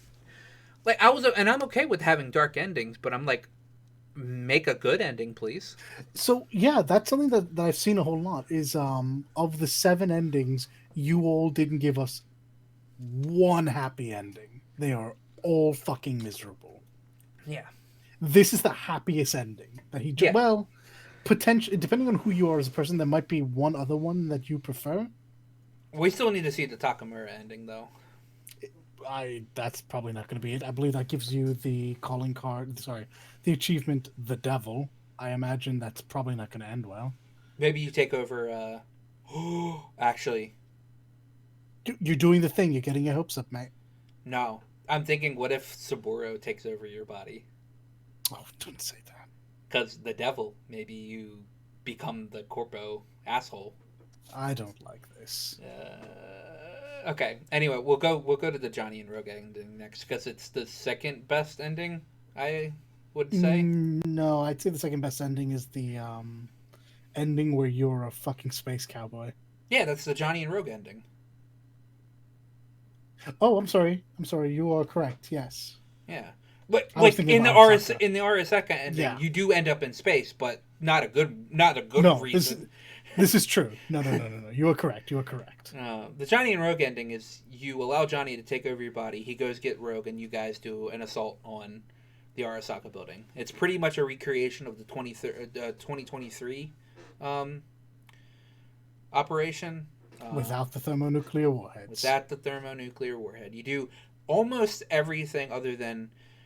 Yeah, you do almost everything you do in the Nomad ending, except in this one you're going down. You're going from the high up from the building down.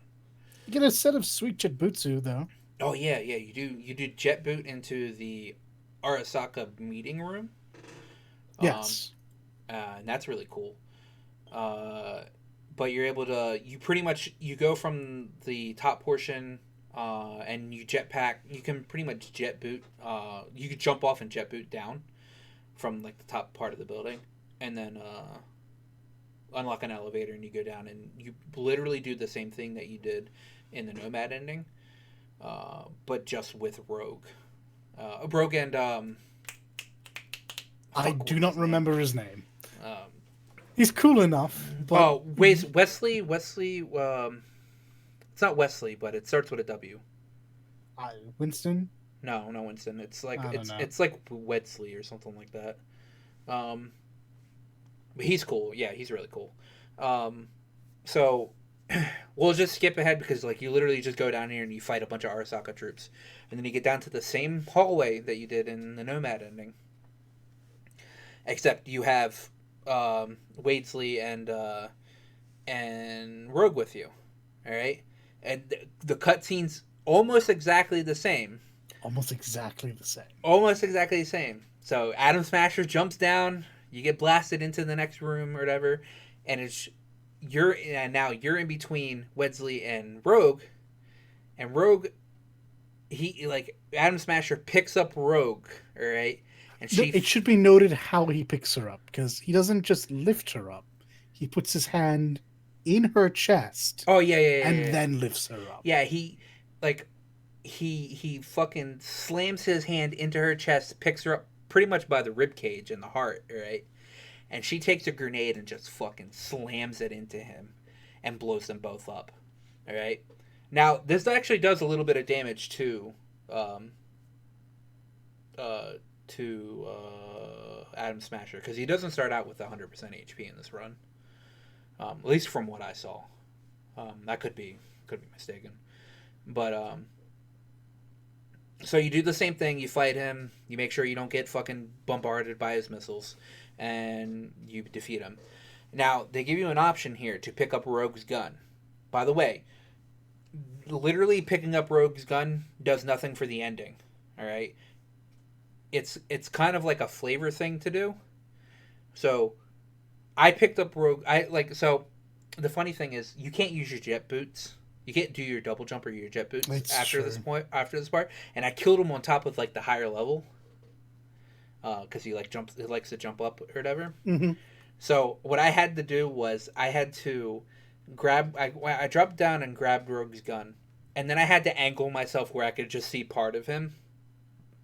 So I didn't get to give him an execution style killing or whatever. See, I just had innate double jump, so.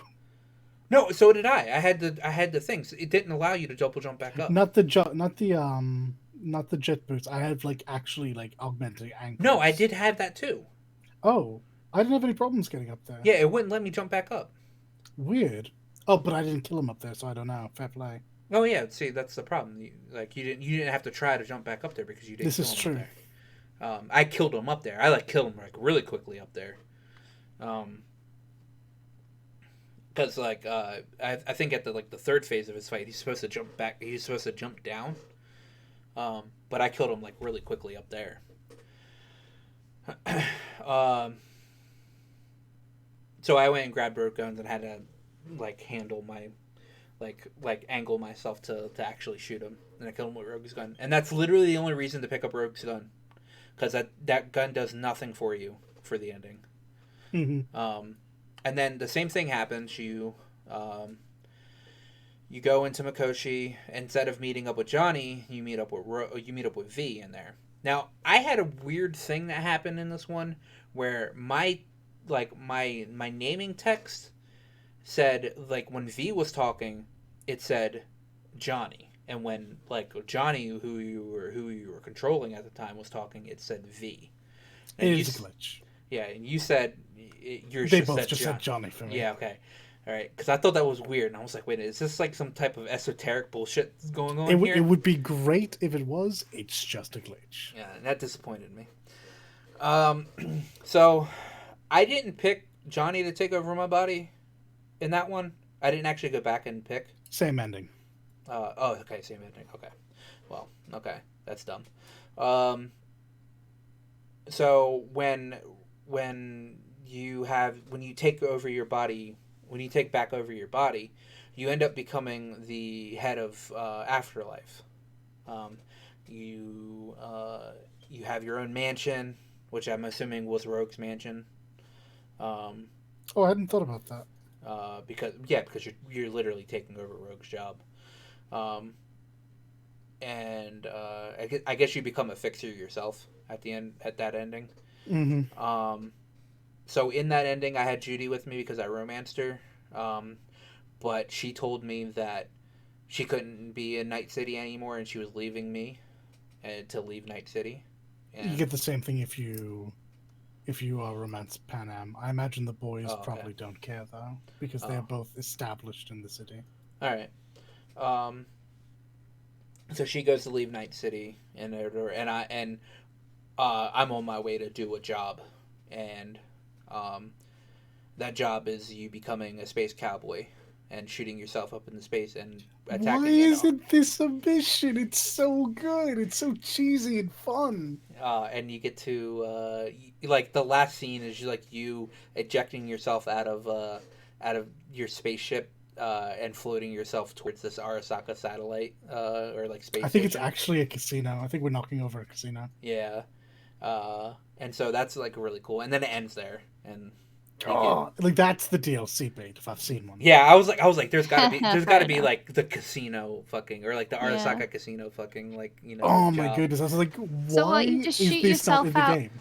Yeah, you just shoot yourself out into the vacuum of space and then just. Well, you're in a suit. You're in a suit, so obviously, yeah. You have your little. You'd be pretty dead otherwise. Yeah, I guess there's this little pressure packs that'll blow air in certain directions. All right, that's good. Yeah. So you just kind of blow yourself to a casino. I'm like, what is this Cowboy Bebop bullshit? I love it. This is literally something that happened in the casino episode of Cowboy Bebop. Oh, really? Why wasn't this in the game? I don't think it's actually a reference, but if it is, thank you. If it's not, you locked on to something that's amazing. I love it. Yeah. It's a shame it's an ending, damn it. It was really cool. I thought that's definitely the second best ending. Because the Nomad ending is just... It is my favorite ending, is the Nomad ending. But I really let's get on to the worst ending.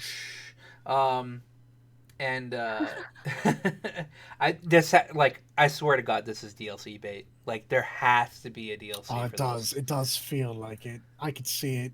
But yeah, we'll go with the last ending that we have because none of us saved Takamura, so we don't know what that ending is. Unfortunate. Yeah. So the last ending is you choose to agree with Hanako and side with this part of Arasaka, which Johnny gets absolutely fucking livid over. He is so pissed off at you, and you're just like, well, fuck you, man, and you swallow the pill and he disappears. Yup. So you meet up with Hanako, or well, she has somebody drop by, and the person that drops by is Anders Hellman. He comes and picks you up. Demoted from head scientist to chauffeur. Yeah, and you meet up with Hanako, and her plan is to you're just gonna walk into the the Arasaka meeting that they're having because they're having like a stockholders meeting, um, and you're gonna crash it by telling everybody that Yorinobu killed Saburo. But what you don't know is that when you get in there, before you join this meeting, she drops this ball on you that Saburo is actually still alive as an engram himself. Yep. In the computer space, all right, and he's pretty much just like, "What's up? You're gonna go tell everybody that my son killed me, and that's gonna be it." And you're like, "Okay, well, this is fucking weird." And like you're like V's just like, "Holy shit, what the fuck is up with this?" So you crash the you crash the stockholder meeting. Yorinobu's not even there. Nobody knows where he's at. So you go in there, and like it's funny because fucking Hanako's like, you're in his seat, or you're in V's seat, and so she does tough talk this guy. And he's like, what the fuck? And you're just like, get up. Actually, you have a nice choice. You like, get up, please, or something like that. You can like say, hey, look, man, I don't make the rules. Just get up and let me sit down. No. It appears that that's your option. It's just a kind of way of saying you're in my seat. Yeah. Because well, for me, my view leaned over and said, you heard the lady, so if you would excuse me, please. So you sit down, and she states that Yorinobu killed Saburo, and they're like, what proof do you have? And you're like, well, why don't you just hear it from your Saburo yourself? And she clicks on the thing, and he's like, and he pops up, and he's like, well, what she says is true and everything. And one guy's like, how do we know this isn't like just a recording? And he fucking looks down at that person and goes and like it says like something like super personal about that person. And calls like, him out in particular. And then is like, okay, well, she's telling the truth, obviously, because holy fucking shit, he's alive. and so they go and they continue on with this meeting, and then apparently, I guess Yorinobu decided to have his people attack this meeting. Correct. So a bunch of the stockholders just fucking die. And for some reason, Hanako survived. I thought she was gonna die at that point in time, but she just fucking survives. No, it was always meant to be a hostile takeover, and apparently he didn't know Hanako was there. I'm not sure if I believe that, but it makes sense either way. So. Yeah, actually, because while you're doing the Nomad ending, you hear about the hostile takeover that happened at Arasaka on your way out. Yeah, and she dies in that ending. Yeah, and she dies there. So, well, yeah. And so after that, like, you know, a bunch of the stockholders are fucking dead or whatever, and she tells you to go and, I guess, jack yourself in the Mikoshi or whatever. Or not? Did she tell you to do that? No. She goes... She sticks us on Yorinobu. We're just not allowed to kill him. Oh, yeah. So she was like, go up there and find him and just don't lay a hair on him, etc., etc. I thought that was kind of weird at first until we figured out what actually happens. And did you like let him shoot himself or whatever? Because I know that's the reason to kick the gun away, so he doesn't actually like pull the gun out. No, I absolutely kicked the gun away. Oh, okay. So I have no idea if he actually would take his life. I need to see something. I'll need to. It's interesting. Back. I genuinely don't think he will. The gun is there for a different purpose in the scene. Oh, is it really? Yeah. Huh. Yeah. Remember, Saburo came back in his body, and they weren't fighting for control. I'm pretty sure Hanako killed him. No. So, Saburo ended up being. Oh, I guess so. I mean, but you. Then what's the choice of kicking the gun away anyway? I don't know. He might try to kill himself. It's entirely possible. Yeah, I might load that back up because I have I I mean, have to be this fair, this saved. game isn't exactly big on choices that matter. Yeah, So true. Um, anyway, he kicked the gun away, and he's like, you know, um, I forget what he says, but he's like contemplating like some things or whatever. Um, he says oh if no, he's, he'd snapped like a twig. He was going to oh drop yeah, bombs on various cities that were left in the world. oh yeah, he was, And he was and trying to explain it to us, and we're like, "No, you're a fucking nutter." and What? yeah, and then Hanako comes in and is like, um, I need you to go down with Hellman over here, Yes. And and meanwhile, it gets real anime between those two real quick. yeah, I know because they get like they're like really close to each other and all that stuff. And I honestly thought she was gonna pick up the gun and then shoot him, and we were gonna see that right there. Same. But you didn't. The door closes before that happens. Um, No, she kills him enough time for his body his mind to die, but his body to be saved. yeah. Um, do you play Adam Smasher in this ending? No. Yes. Yeah. You fight him in Yes, a yes, yes, different yes. spot. You fight him in a different spot. It's technically the same room, but it has to be a different spot in the building. So yeah, Yeah. You fight him and he does the exact same thing. it's just the fight. No one Yeah. dies beforehand, though. Yeah. And then after you pass out next to Anders Hellman and you wake up in a mental institution on the Arasaka orbital station, having to do a bunch of tests over and over and over and over and over. And this ending was long as fuck and creepy as fuck. So I know a lot of people aren't gonna like that. I actually genuinely did like the ending until the actual ending. No, I actually did like that because I was trying to figure out when this was going to end, Yeah. and I thought it was going to just play out to be, and V never got off the station, and she had to go through that over and over and over again. And I was about to be I did like, enjoy okay, the Blade Runner reference. They give you the test. yeah, Yeah. you have to like you have to solve in a Rubik's cube, you have to run on a treadmill, you have to answer questions. About a kind of awful story. Yeah. And during this part, you every once in a while the news would come up and it would talk about how Saburo Arasaka didn't die. He revived himself inside his son. So they literally just did the Johnny number on you. Yep. And boy, oh boy, the world didn't like that. No, they didn't. It was all full on war against Arasaka after that because holy shit. They were like, well, they literally just made a thing where somebody could be immortal. And that's literally all fucking Saburo Arasaka wanted was to be immortal.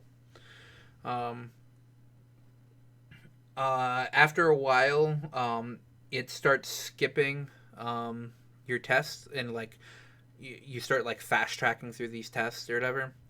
And at one point in time, you get up and you're able to like smash your living space.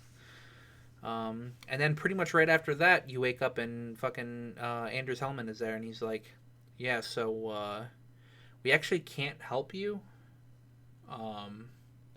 But what we can do is we can let you leave and you can do whatever the fuck you want for 6 months, but you're going to die because your body is rejecting the chip. Or you can upload your consciousness into Mikoshi and stay there until we find you a suitable body. Oh, by the way, if you do choose this option, you have to sign away all your rights. Because conscious people on the internet technically aren't peoples, and so you don't have any rights anyway. So we just need you to do that. And so you either choose that, and then you upload yourself, and then the game ends, or you you choose to leave, and you stand like pretty much right at the door to load up onto like a like a Return ship. flight to Night City. Yeah, return flight to Night City, and you just stare at the window, and There then the is game ends. ever so slightly the chance that the actual canon ending is that you're stuck in Mikoshi. Yeah, and that Because you're able to find your way. Like they're able to upload you to like a new body at some point in the time. slightest chance, the one strand they left themselves. And boy, oh boy, I hope they never act on it. So here's the thing about that. If they upload your consciousness to Mikoshi, does that make Johnny in Mikoshi? Because Johnny's never seen after you take the pill. Presumably when they yanked him out of your head, they just put him back. Yeah. Unless the chip was fried and they couldn't get him out, in which case, I mean, Johnny's dead. But Yeah. more logically, when they removed him and saved you, they just put him back into cold storage. Yeah. So now you're both trapped. Yeah, and that's the shittiest of the three endings that we all saw. So bad. Yeah, it's not really gratifying. Or what do you do from there? Honestly, I thought none of them were really like the Nomad ending was probably the only gratifying ending out of them all, but you were still stuck with the 6-month time ticker. I have no Yeah, idea I why see. they felt it was so important for V to die. Everyone loves a martyr. That's literally what Johnny was there for. Yeah, exactly. Again, we don't have the Takamura ending, which we both need to actually go back and replay the game again to get, because Yep. none of us have a save file at the point before Takamura dies. Yeah, because why would we? It's the only time they don't tell you about something optional that's been found out so far. Maybe they're geniuses. Maybe they're all over the game. I doubt it. But that run, I am super modding this fucking game. I recommend it. To the point where it probably crashes when I load it up. Yep. Honestly, treat this game like Skyrim. Yeah. You get that ponytail you dreamed of. No, right. I haven't seen any actual hair mods yet. I imagine they're coming though. I've seen some. Right. Have you seen like actual hair mods or how to give yourself a barbershop in game? I've seen how to switch your hair. I've No, seen there was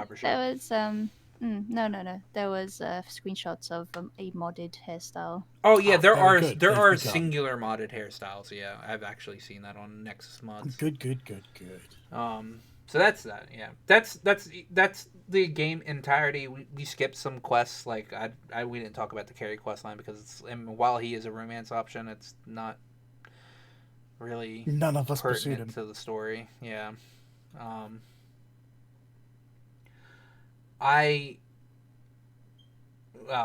We'll talk about like how if we enjoyed the game. Next is gameplay. All right. I thought this game had a pretty decent gameplay in it. I didn't see the problem with melee combat that everybody was talking about before the game came out, and they said the melee combat was like bad or whatever. It's literally just a Witcher melee combat. So you didn't start with melee combat, right? You respec into it. I always kept the melee weapon as one of my options. Like in like my set of 3 weapons. But I did primarily use handgun and like and a shotgun throughout like half the game before I respec. I don't know. I still haven't used them. I still like my first run was full on in Hitman in the shadows with a handgun. My second run is all net running. I assumed people didn't like melee because it was starting. They only got to do like early melee stuff, and it wasn't gratifying. But I can't say for certain. I've stayed well away from it because it doesn't fit the characters I've built. So like I don't think starting out with a melee build is viable because of how long it takes. Because of how many points you need to put into certain perks for it to be like really worthwhile. Sure. I think you should start out with a heavy hitting handgun build, or a sneaking build. I don't know how good the net running build is. Yeah, that's exactly what I thought when I was like building the starter character, 'Cause I just looked from, at what I'd seen previously. I didn't see any point trying to go melee from the first like instance. So it's No. just Yeah. There's like no. I. It's really. It's not hard hitting at all in the beginning, like your melee, and so it's definitely best to do like I said, a handgun build is probably the easiest build to do right off the bat. Hmm. Um, and it's honestly probably one of the more satisfying ways to build because just of how much damage you can do with a fucking handgun. Let me crouch in a corner and catch someone unawares. It will only take one shot. Yeah, and so it's best to definitely start off, but like halfway through the game, if you have the $100,000 to fucking spare, and you want to do melee, you can easily just buy that and respec respec in the melee. Now, here's the big problem though.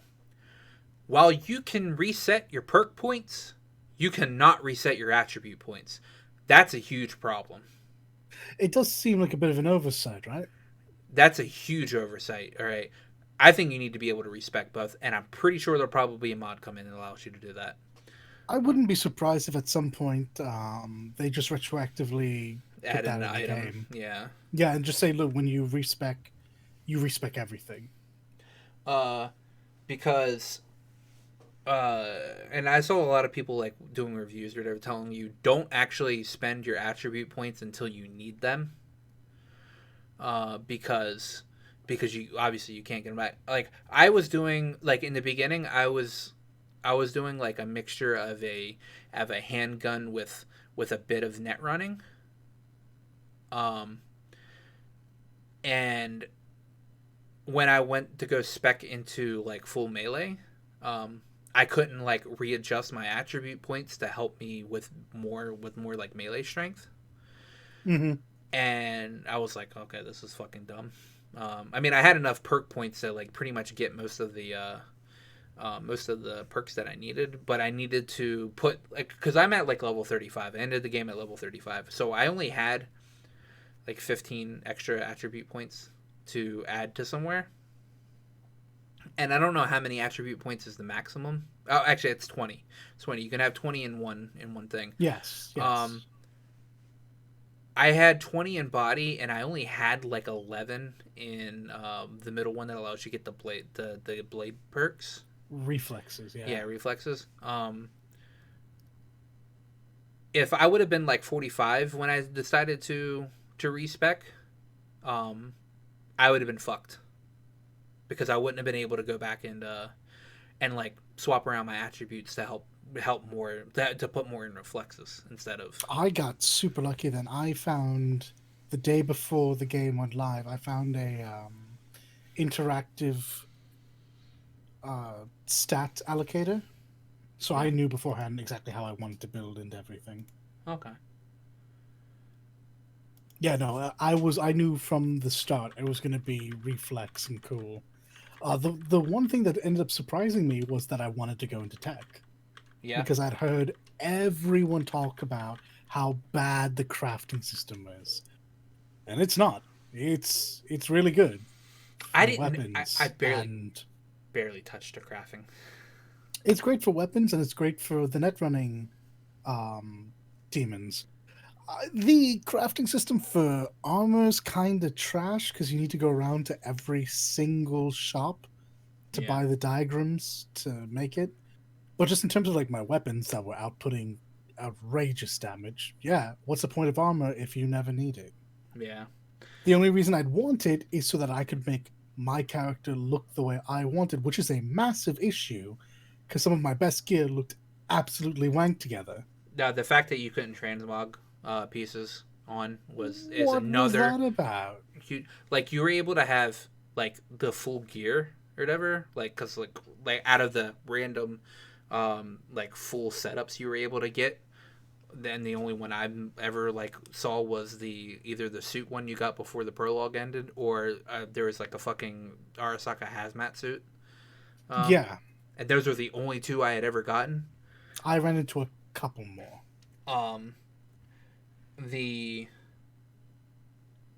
they should have just allowed you to like hover over a piece of equipment and hit like display as as what you wanted to like wear instead of what you wanted to actually have equipped, because Yeah. a lot of that gear looks jank together. Yeah, no, you're not wrong. And like, oh yeah, like this gives me a lot of like a bunch of armor, but it looks like fucking trash.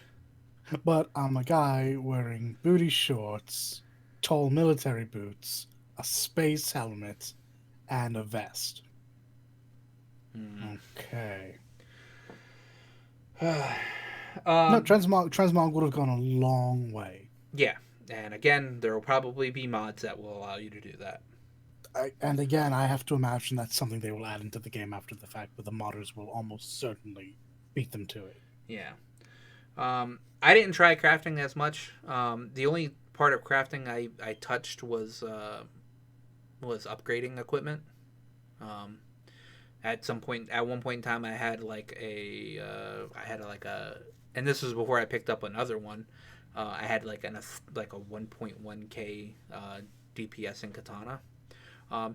That being said, on the on the Johnny and Rogue mission, at the end, you were able to pick a 1500 or like a 1500 DPS in Katana, and I was like, okay, well fucking A, man. I'll have me one of those. And I was like, okay, that's cool. So this is weird. In my rush to like have all these nice things, because of the way I built my character, I never looked at like DPS. I literally just saw a green arrow or a red arrow. I didn't care what the numbers were, because I mean, frankly, I was doing 30,000 damage per shot, right? So what do I care? Well, the reason why I looked at the numbers is because if the numbers were really close together, like say I was doing like 315 with this handgun, but this other handgun that I got was like 325, but like the 325 handgun wasn't as fun to play with. I would just not fucking deal with. I would just not equip it because I like the other one.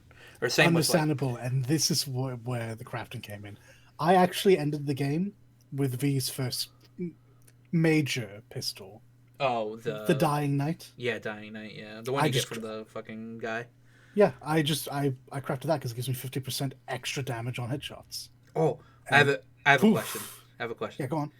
Did you win the shooting quest? No, some other guy beat me by a point, apparently. Yeah, I got beat by a couple of points. I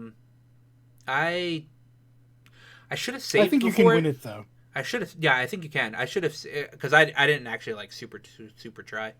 Neither did I. I just kind of assumed I'd win because that's how the game worked. I should have saved right before it so I could just reload and try beating him, but I didn't because I wasn't thinking that this was like a hard competition or like something I wouldn't just be able to like fucking mow over the first time. Yeah, just steamroll, absolutely. But I got second place, but I got second place by like maybe like 10 points at max, I think. Yeah, no, I got beaten by like the slimmest margins, and it made me think either I'm meant to lose or that one shot I didn't land and now I feel silly about. Yeah. Yeah, no, like I just didn't touch crafting at all. I just like I crafted a weapon before, but like that was like I wasn't too impressed by it. No. The crafting system is awful. Yeah. And it literally feels bad to do. Like you click two buttons and it happens. There's no sound. There's no. I can see validation. I can see you getting like super OP with it. Oh yeah, no, absolutely. But it just felt like because honestly, I did something better with my crafting components. I sold them. No, that's correct. You get so much money. And got a ridiculous amount of money for it. So yeah, no, absolutely. I literally only maxed out crafting because I wanted my iconic handgun, suppressor, and mods. Yeah. But going through all that for the armor wasn't worth it. I didn't get any armor specs. No. So no, it's like super hit and miss. I ended like with gear wise. I just ended the game with the what looked coolest, which was Either wearing the samurai jacket or wearing the Aldecado jacket.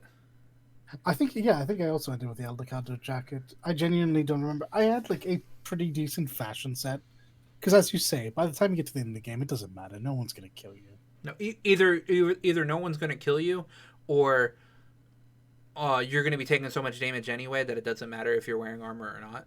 Just so. And at that point,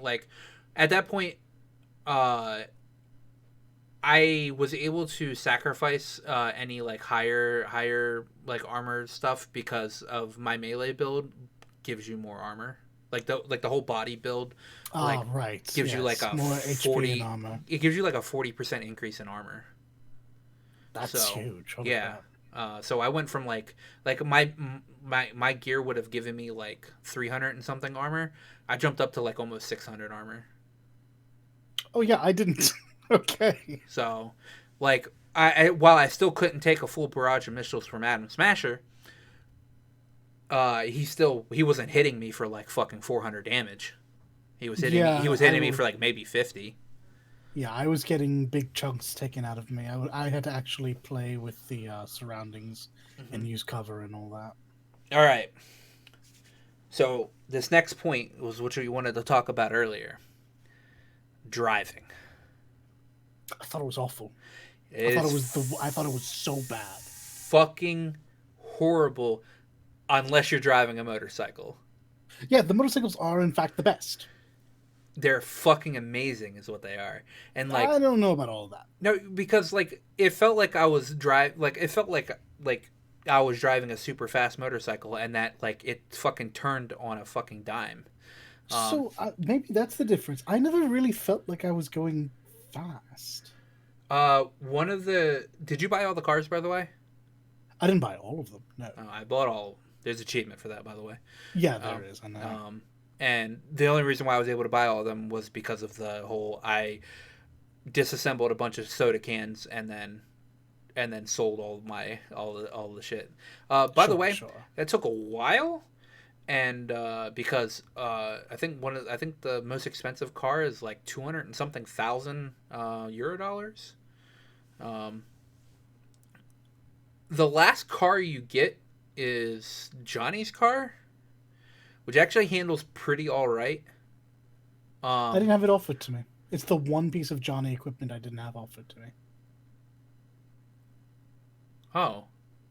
Because I got the achievement for getting all of Johnny's equipment. Then you didn't do the entirety of the Rogue storyline, then? Apparently not. Because or if I did, I skipped something and I just did not get the memo. So did you not go to do the quest where you had to go to the shipping dock or whatever and talk to that guy? Yeah. Yeah, you didn't grab the key off of him? Yeah. Yeah, that key opens up a fucking opens up a thing in that area where his car is at. God damn it. Yeah, that key literally opens up a shipping container that has his car.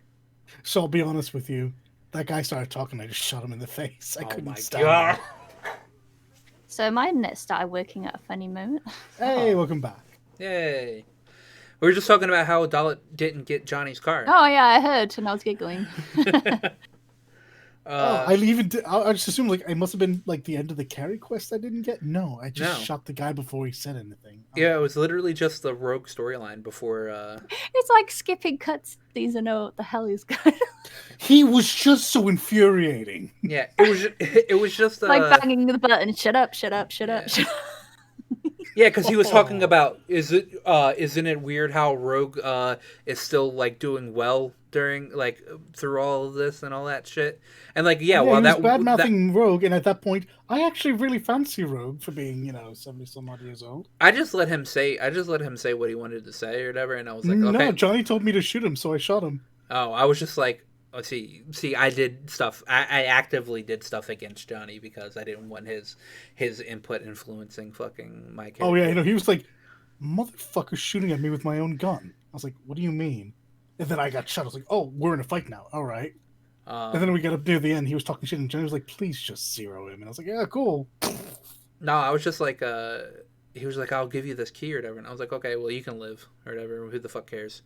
I mean, I might have killed him. I can't remember, but I did remember grabbing the key, the key card off of Oh him. yeah, I looted his body. I got Johnny's gun. I got some documents. I think, and I think I got a key. I Yeah, just didn't know what for. I and assumed it was quest related. you see, like the quest should have told you to go unlock the crate. Nope. Oh wow, that's weird because yeah, that's like the last car you can get is Johnny's car. Okay. Well. Um, so yeah, his car is like a fucking like a It's a 911. yeah. It's pretty nice. It handles all right. It doesn't handle the best, but it because obviously motorcycles handle the best. But it's all right. Now the car you get before that, while it doesn't handle really good at all, holy shit, that car like almost goes 200 miles an hour. The And Cthulhu? I think so. Yeah. That car is really fast. Now there's a very few amount of roads where you are able to reach that speed. Hey, that's what the Badlands are for. Yeah, and that there's one stretch of highway going from like the south end of Sure. of From Pacifica all the way up to Watson or somewhere yeah, around there. City Center? yeah, there's that stretch which you could reach that speed. No, but I felt like playing like riding motorcycles. I was going super fast, and then like when I'd hit the brake button to turn around to turn a corner, I would just like slide, and like I would be like immediately perpendicular to where the road I needed to be at. That's So definitely true of the bikes. They do turn unrealistically well, which is yeah. weird in comparison to the Cager counterpoints. So I'll tell you the reason why I never felt like I was going fast. There is a racing section to this game, which first of Oh. all, CDPR, I love you, but fuck you for putting a racing game in a game that you knowingly had bad driving. So you remember Claire, right? The bartender at the Afterlife. Yeah. She has a side quest that you can do for her. Yeah. She's actually I the was, only outed trans in this game. I think there was one more. She's the only one I remember offhand, though. Yeah. And I mean, for all the people that were really worried about that, she's handled very well. Oh yeah, immediately. Like I thought I was like, oh, because like you don't even know until she like brings it up, and then No, and again, like I told Kip, this is a passing thing. It's said, and they move on because this is the way it is. The world. This is not a problem in the world. Yeah. Also, I'm still a little disappointed she's not romanceable. I fancy Claire. Yeah, she's also has a haircut that I would want. Truth, she looks great. But her quest sucks. Yeah. Well, because it's all racing. See, I didn't mind the racing actually. I didn't mind the racing on the highways. Oh, okay, no, the fucking the Badland racing is shit. That was awful. That was the worst. It's bad, and you should feel bad. Okay. Question: did you kill the guy? Oh yeah, absolutely. Okay, so I didn't. I said fuck you, Claire. I'm finishing this race. Oh, she must hate you then. Oh, she fucking hates me. Wow. After the race, she said "fuck you." I never want to look at you ever again, and left. Oh, yeah. No, she. Yeah, and she doesn't even mention anything when I go back to the bar to talk to her. Oh, that's such a shame. Yeah. Yeah, we're still buddies. She's working through some things, and she gave me a truck. Oh, you want to know something? I don't think I ever got her car. I don't think I ever got the truck. She gives it to you if you kill the guy. Oh. I had to look at it. Because, like, I still got the achievement for getting all the cars. So... It's because that's for buying all the cars. Yeah, okay. Because this is a moral dilemma, and if you're doing a no-kill run, this is a pretty big punishment for that. Yeah, I guess. I mean, to be fair, I didn't really like her truck that much. No, but it was the principle of the thing. Yeah, and I used her truck for all the races because I was primarily using motorcycles at the time, and I don't think you can choose to use your motorcycle. No, it needed to be a car. Yeah, and which also bothered me because motorcycles are 2-seaters, so why the hell wasn't she allowed to be? Because people are shooting at you. So? So? You don't see a small issue with that? They all shoot like fucking. You don't have a casing of metal surrounding you, plus Yeah, and they wind all shoot shield. like fucking stormtroopers ananyway. This is true, however. So I don't know what the problem is. They can't hit the broadside of a barn anyway. So No, that is true. But going back to the initial point of all this, I thought the handling was awful. oh yeah, it is. I did use the Yaiba a lot, the red bike you get from Wakako. Oh yeah, I use that a lot too. I did enjoy that. I feel like an idiot because I passed on Jackie's bike because I Oh, was doing the morally correct thing. what? Wait, okay. So how did So you? Mama Wells says, "Here, this is Jackie's bike," and I'm like, "No, I can't take that," because I figured she would just say no, but he would want you to have it. She's like, "Okay, that's fine." I was Oh like, "Wait, wow, what?" really? Or, I mean, it feels like she says like Johnny would want you to have it anyway, like right before that. I feel She like she does. kind of She does, says that. but my dumb brain is always like, always deny something nice first, out of respect, and then accept it graciously. Well, you see, If it really bothered me, I'd go back and I would just reloaded the save. But I was like, fine, whatever. so I got it on my second playthrough. It's genuinely a very nice bike. in a normal video game, I would think I would have that same thought process as you. But at this point in time in the game, I was already thinking that if I make a decision here, this decision stays. Because I was already making decisions that were decisions stayed, so Yeah. I always took the option that I wanted first. Because if I Oh, choose the other option, then I always felt like I never had a reason, like I never way to go back. so the reason for this is probably because I did myself something of a slight disservice. The first thing I did after waking up was call Mama Wells and then walk all the way over to where it was, because if you get in your car, Delamain hits you and crashes it. Oh yeah. So I literally walked all the way to the Coyote Coho, and it was like the first thing I did after the coma. You know how long it took me to go to get my car? Forever, Forever. right? Yeah. I didn't touch grabbing my car for like because I like the first thing I did was the first quest I did was the offerenda for Jackie. All right. Hmm. Uh, and as soon as I saw Jackie's bike in the garage or whatever, I was like, I'm getting this immediately. I know I'm getting this. All right. So I go do the whole thing, and then she's like, "Here, you can have Jackie's bike," and I'm like, "Okay, fuck yeah." And I never thought about getting my car until like halfway through the game, where I was like, "Okay, well, I'm gonna start collecting the cars now." And then I went and grabbed the car, and then Delamain hits you, and then you're like, "Oh, this is a fucking quest line." Yeah, yeah, it is. uh, Speaking of which, I fucking love that quest line. It was stupid and like absolutely ridiculous, but I loved it. okay, so what did you choose at the end of the quest line?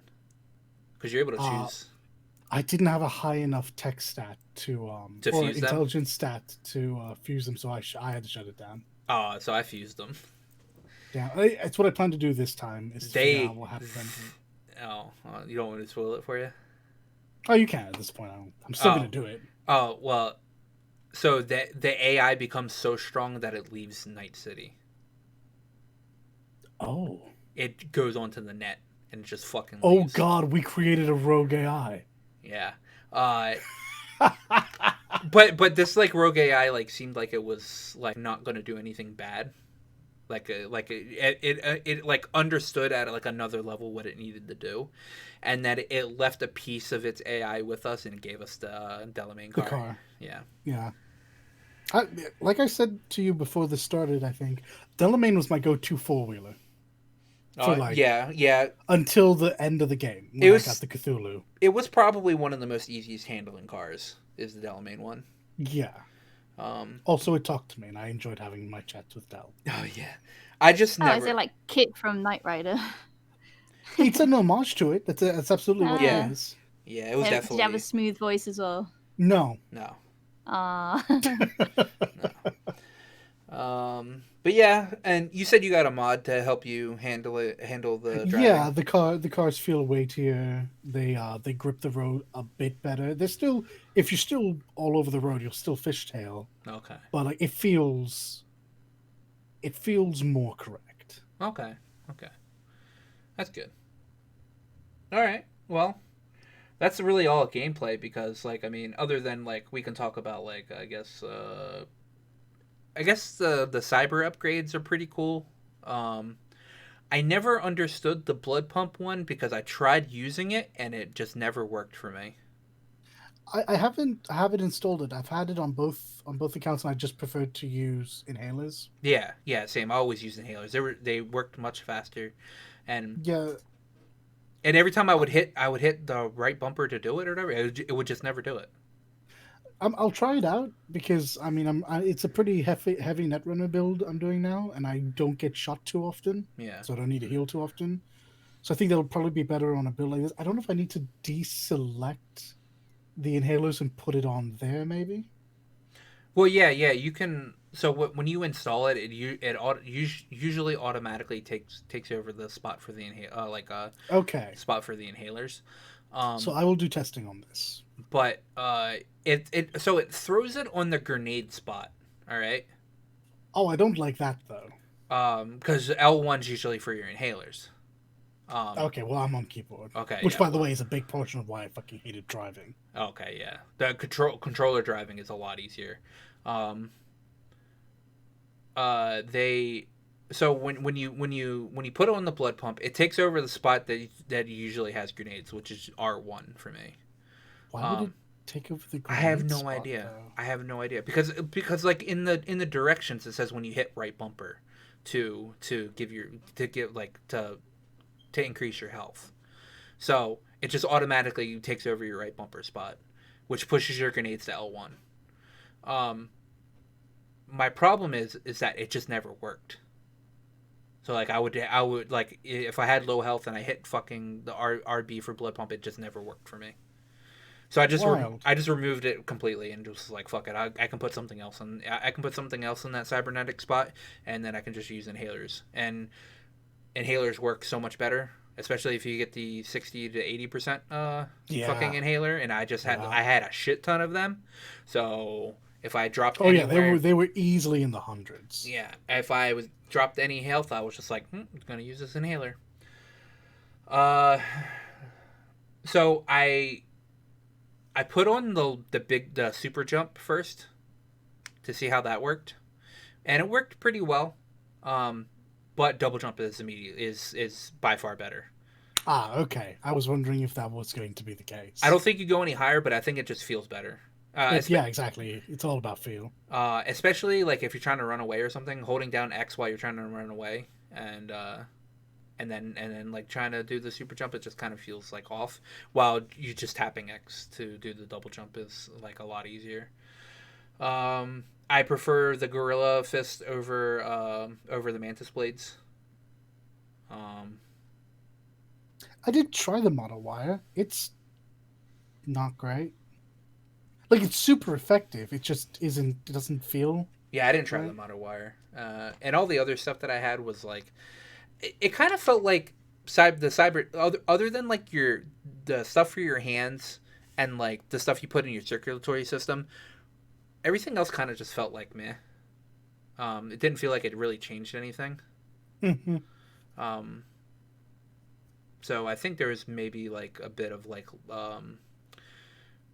they like just developed like the way to do it and just added in some things and it was just like okay that's about as all we're gonna do with it because there didn't feel like any variety in the stuff that you could put on like the gorilla fist that I had one set people on fire or one poison them and that was all the gorilla fists that you had or like that I I had a found. normal one that didn't do anything, and I think I had a shock one. Okay. So I never got corrosive or fire.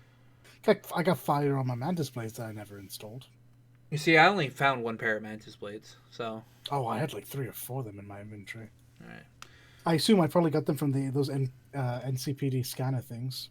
Oh yeah, you know what? I didn't do a lot of those, so that could have been a thing. Um, but what you just said about being like, that's kind of the whole. That's what this game is. It's a lot of good ideas that just either were changed or just didn't see to fruition. Yeah, no, Like, I agree. I definitely still enjoy this game as a game, but I think it fundamentally fails on the promise of Cyberpunk 2077. And that's a shame. I can't lop off my arm for a shiny chrome arm. I can't, I mean, net running isn't really net running. You're just kind of doing a really, admittedly, an enjoyable enough puzzle on the consoles. Fixers ruined any and all um, depth for the gangs. Yeah. And to top it all off, as pretty as I think Night City looks, this game is ugly as sin when compared to other games of its generation. Unless you're able to run it at the highest No, highest even then. Even then, this game looks, I would say, looks objectively worse than Ghost of Tsushima, Horizon Zero Dawn, what are other big ones? The Last of Us. Like games that came out before it that are just more stable and look as pretty or better. So I agree with like character models and stuff like that. I don't agree with the ambiance to the game. Like, Well, I that's don't, gonna be I don't, that's gonna be entirely subjective. Like, I think Night City looks gorgeous. I think things in Night City look bad, that makes sense. Yeah. and especially the people, and a lot of times the animations. Oh yeah, God no. I had one T pose this entire game, and I guess we can just remove, like, push over to performance. Period. I had Yeah, one T pose in this game. Now, a lot of people had a lot of T pose. Actually, I didn't run into that many glitches or bugs in this game. same. You and I are extremely lucky. Yeah. We ran into minimal issues with this game, and the issues that we did have did not impact us very much.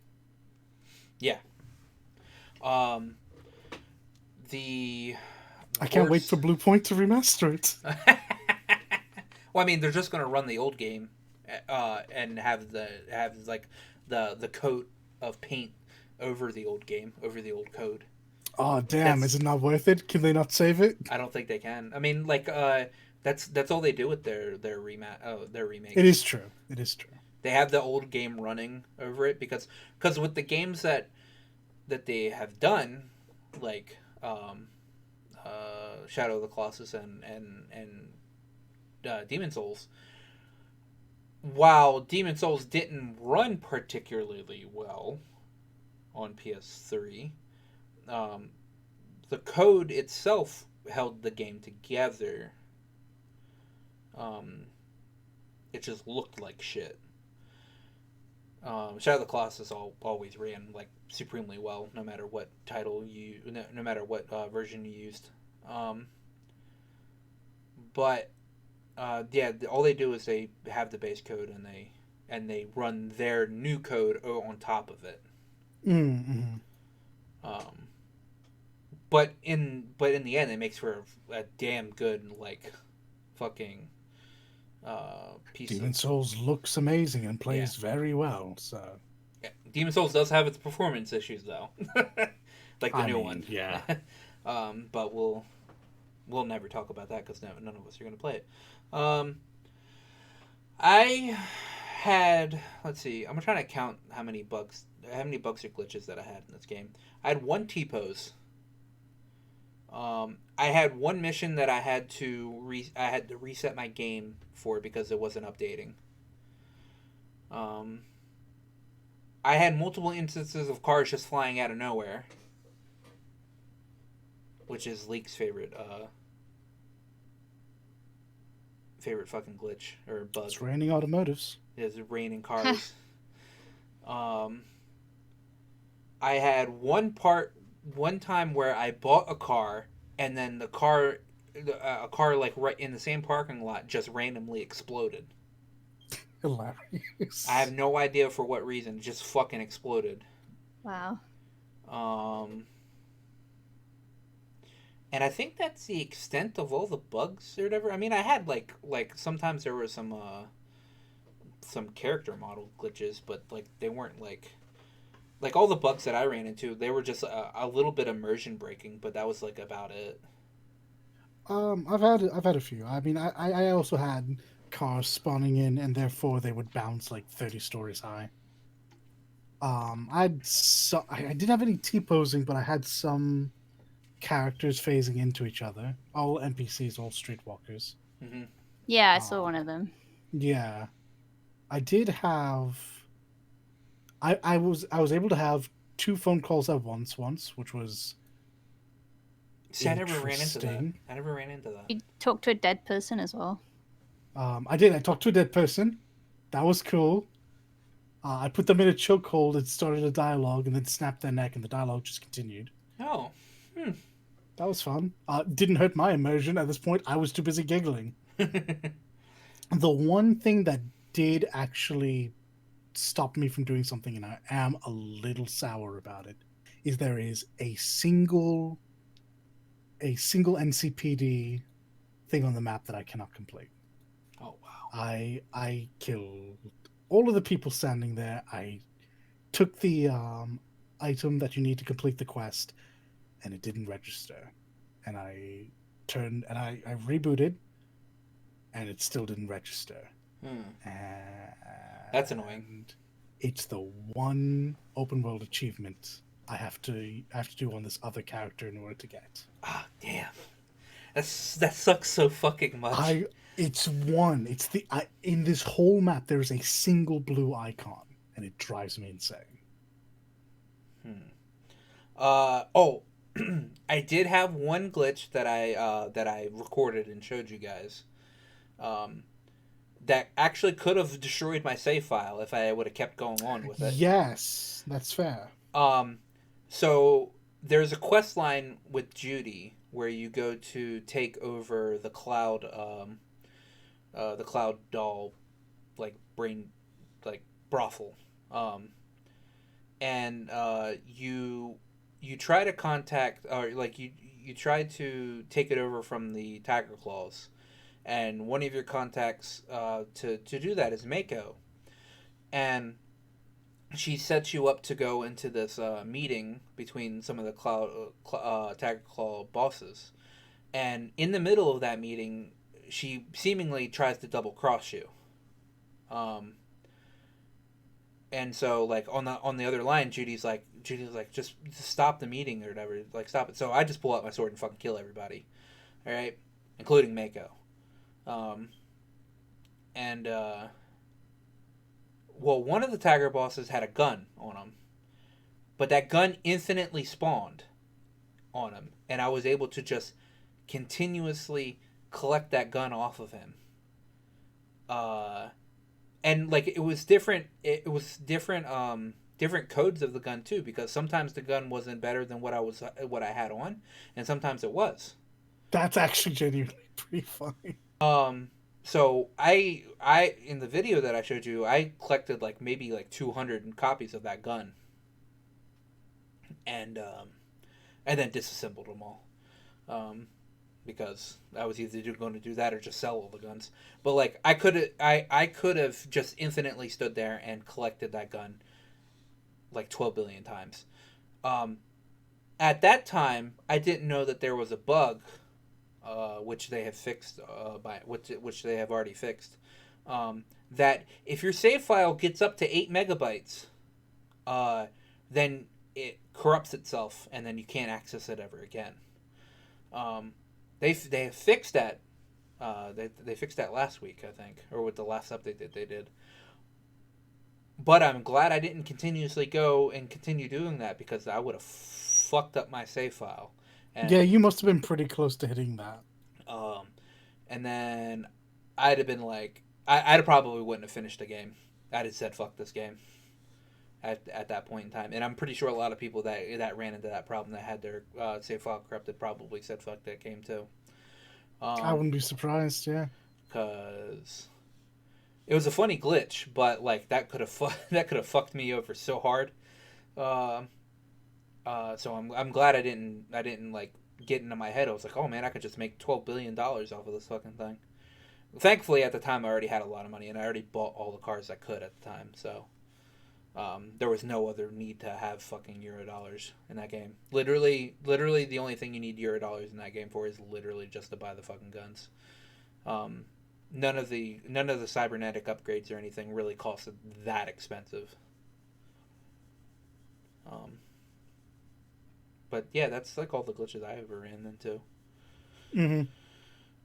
But glitches that everybody else ran into was pretty much everybody T-posing, or the performance issues that were even if you had like a good computer that the game ran like ass, people had to shoot in like the middle of like the city to just get their frames up to have everybody leave the area.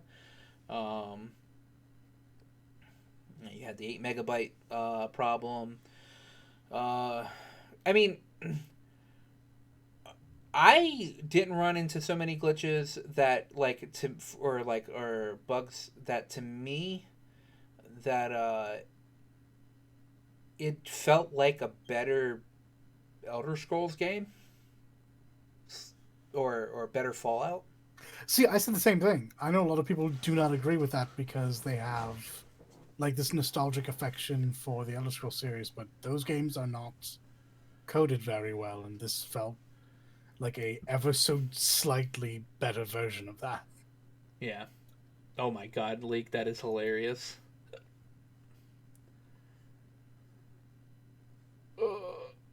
What is that game? No, that's someone who messed around and made it. Oh, okay.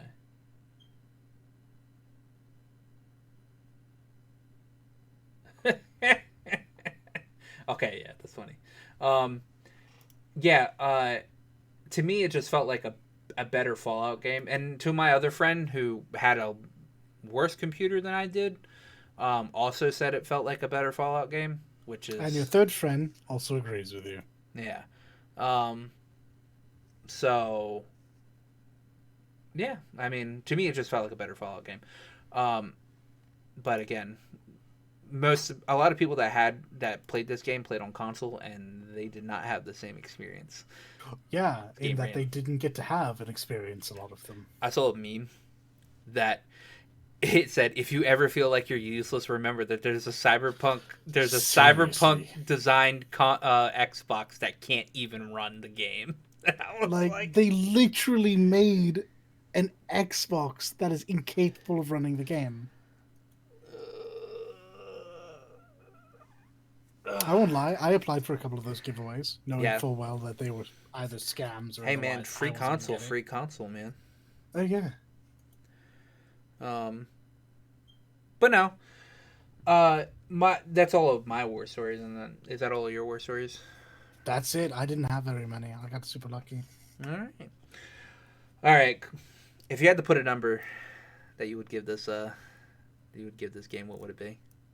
6.57. Oh, see, you're way less generous than I am. I was saying at max I'd probably get this 7.5. I don't think I could full on give it an 8. See, if since Keanu Reeves is in this game, I would totally give it a 66.9, dudes. 6.9. Nice.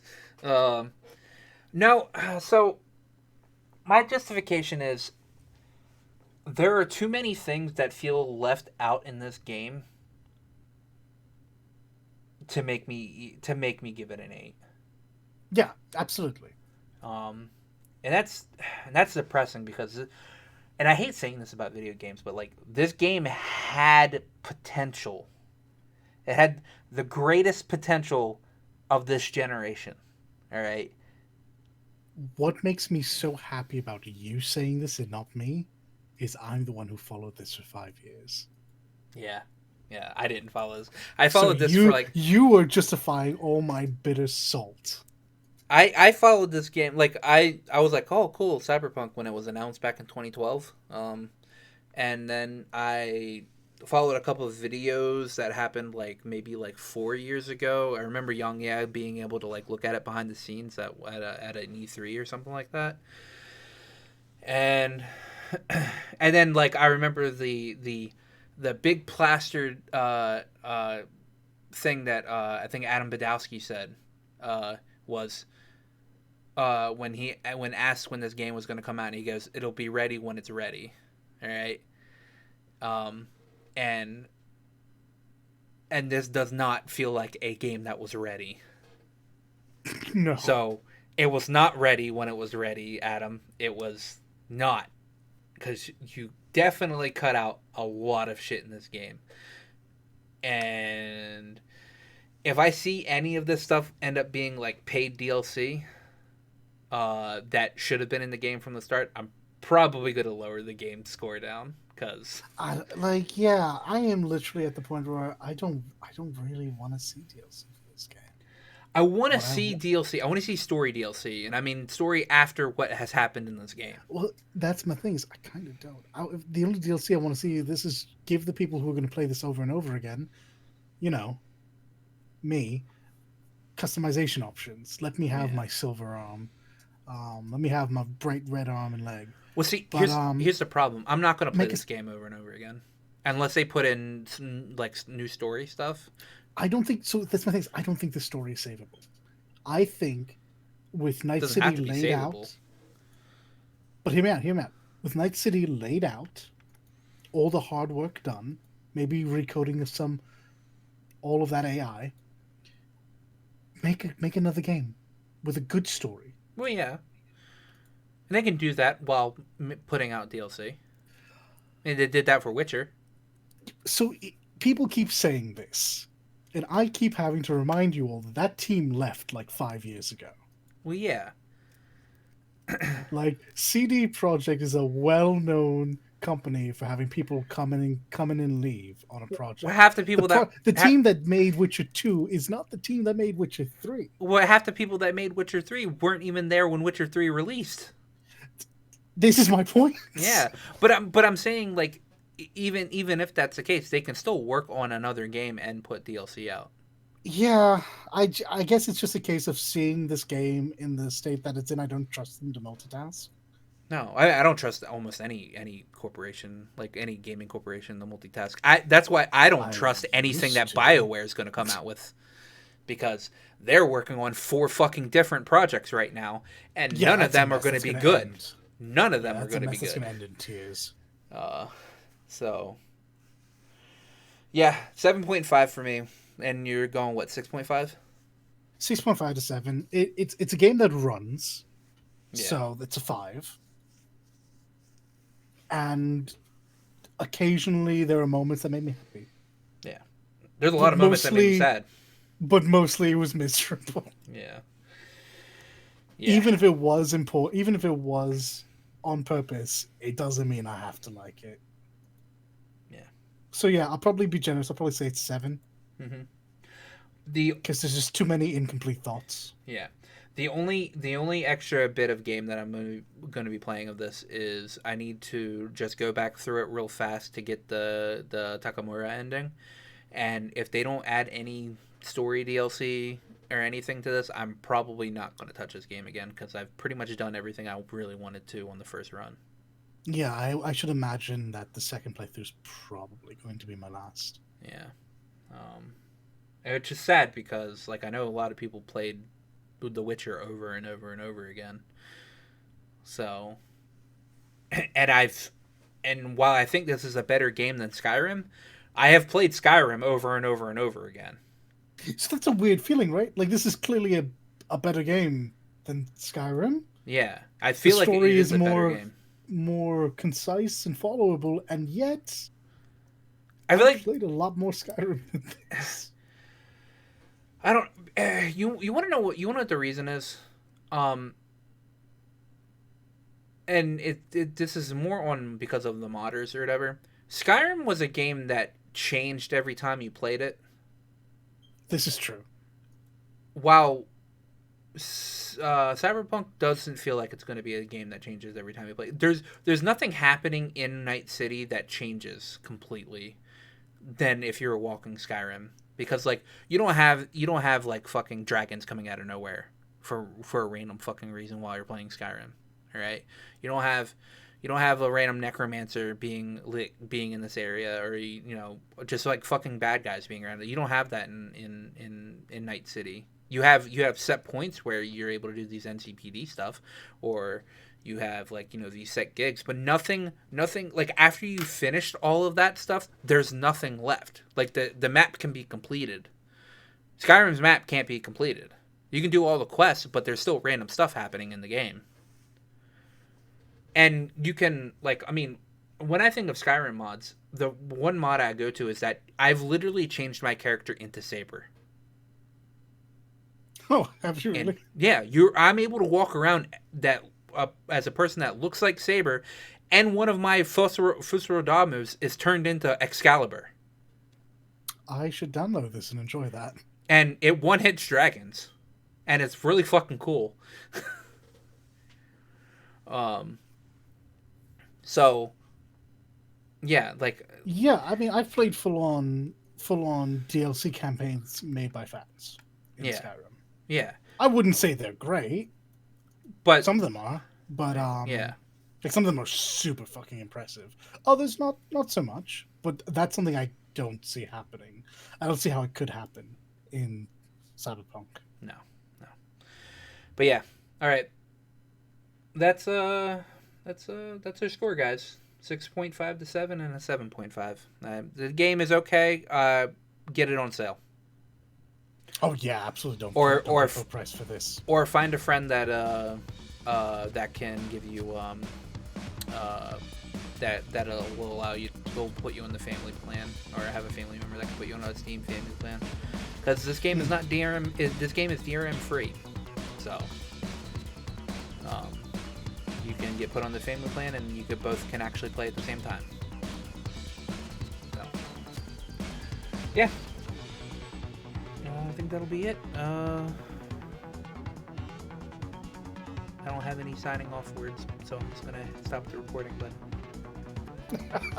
Thank you for listening. If you like this content and want to see more, please like, favorite, and subscribe. Links to our Twitters are in the description.